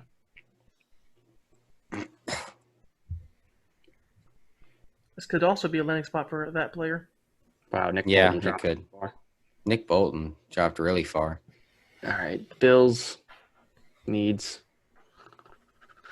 The Bills need edge, cornerback, defensive tackle, tight end, and safety. What have What they have taken? they taken? They have taken Oh boy. Jalen Phillips. Okay, so they got an edge. And what was the needs again? Cornerback, defensive tackle, tight end, and safety. Go to all. I am in all. There's defensive tackles on the board. This is about what they should start going. Their ranking is a little funky, but Let's go with Davion Nixon. that's about what I was going to say. All right, Pack. Go, Pack, go. All right, they still need a wide receiver, correct? Yes. And most of their wide receivers are literally going to be free agents. Maury Rogers still on the board. I give him Amari Rogers. He'd be good in the slot while they throw out Valdez-Scantling on the other side. Yeah. Chiefs. Did the Chiefs pick Jalen Mayfield? Is Still- Walker, they still- is Walker They still need Little a- a left he's tackle? a left tackle. He's a left tackle, and they still need one. Wow. Last pick Oh, goes, can you imagine 2 rookie tackles guarding Mahomes? I mean, not like it'd make any difference with how deep he drops. Yeah. All right, final pick. B-Roni, it's on you. What did they pick at 32? They picked I picked up a defensive tackle, I'm pretty sure. Levi Owunzurike. All right, go back to and then go to their needs. Team needs. They need running back, Right. defensive tackle, edge. Go to the all. They don't need defensive tackle. Ooh, I can see a running back to be lit. Yeah, I'm on all.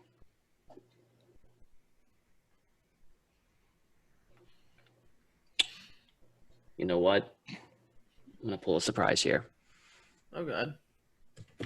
Oh, I know who he's gonna pick. Go to quarterback. I knew it. Reach of the century. No, I'm kidding. Kyle Trask.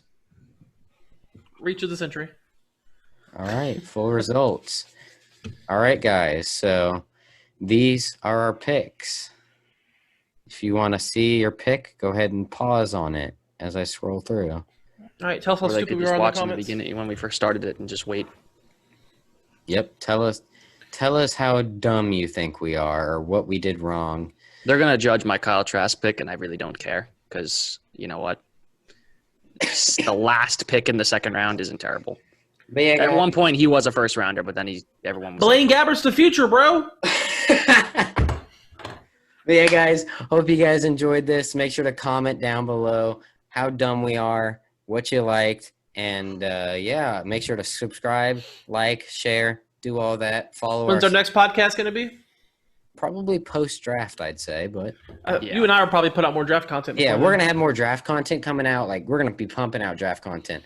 Brian Corners might is be- up next. Brian might be in some as well if he wants to. If he feels not lazy enough. If he feels like watching film. Yeah, if he feels like prospects. if he feels like taking time out of his day. But yeah, hope you guys enjoyed. Make sure to do all the things I just said. Subscribe, like, comment, share. And yeah, see you guys. Go Jags.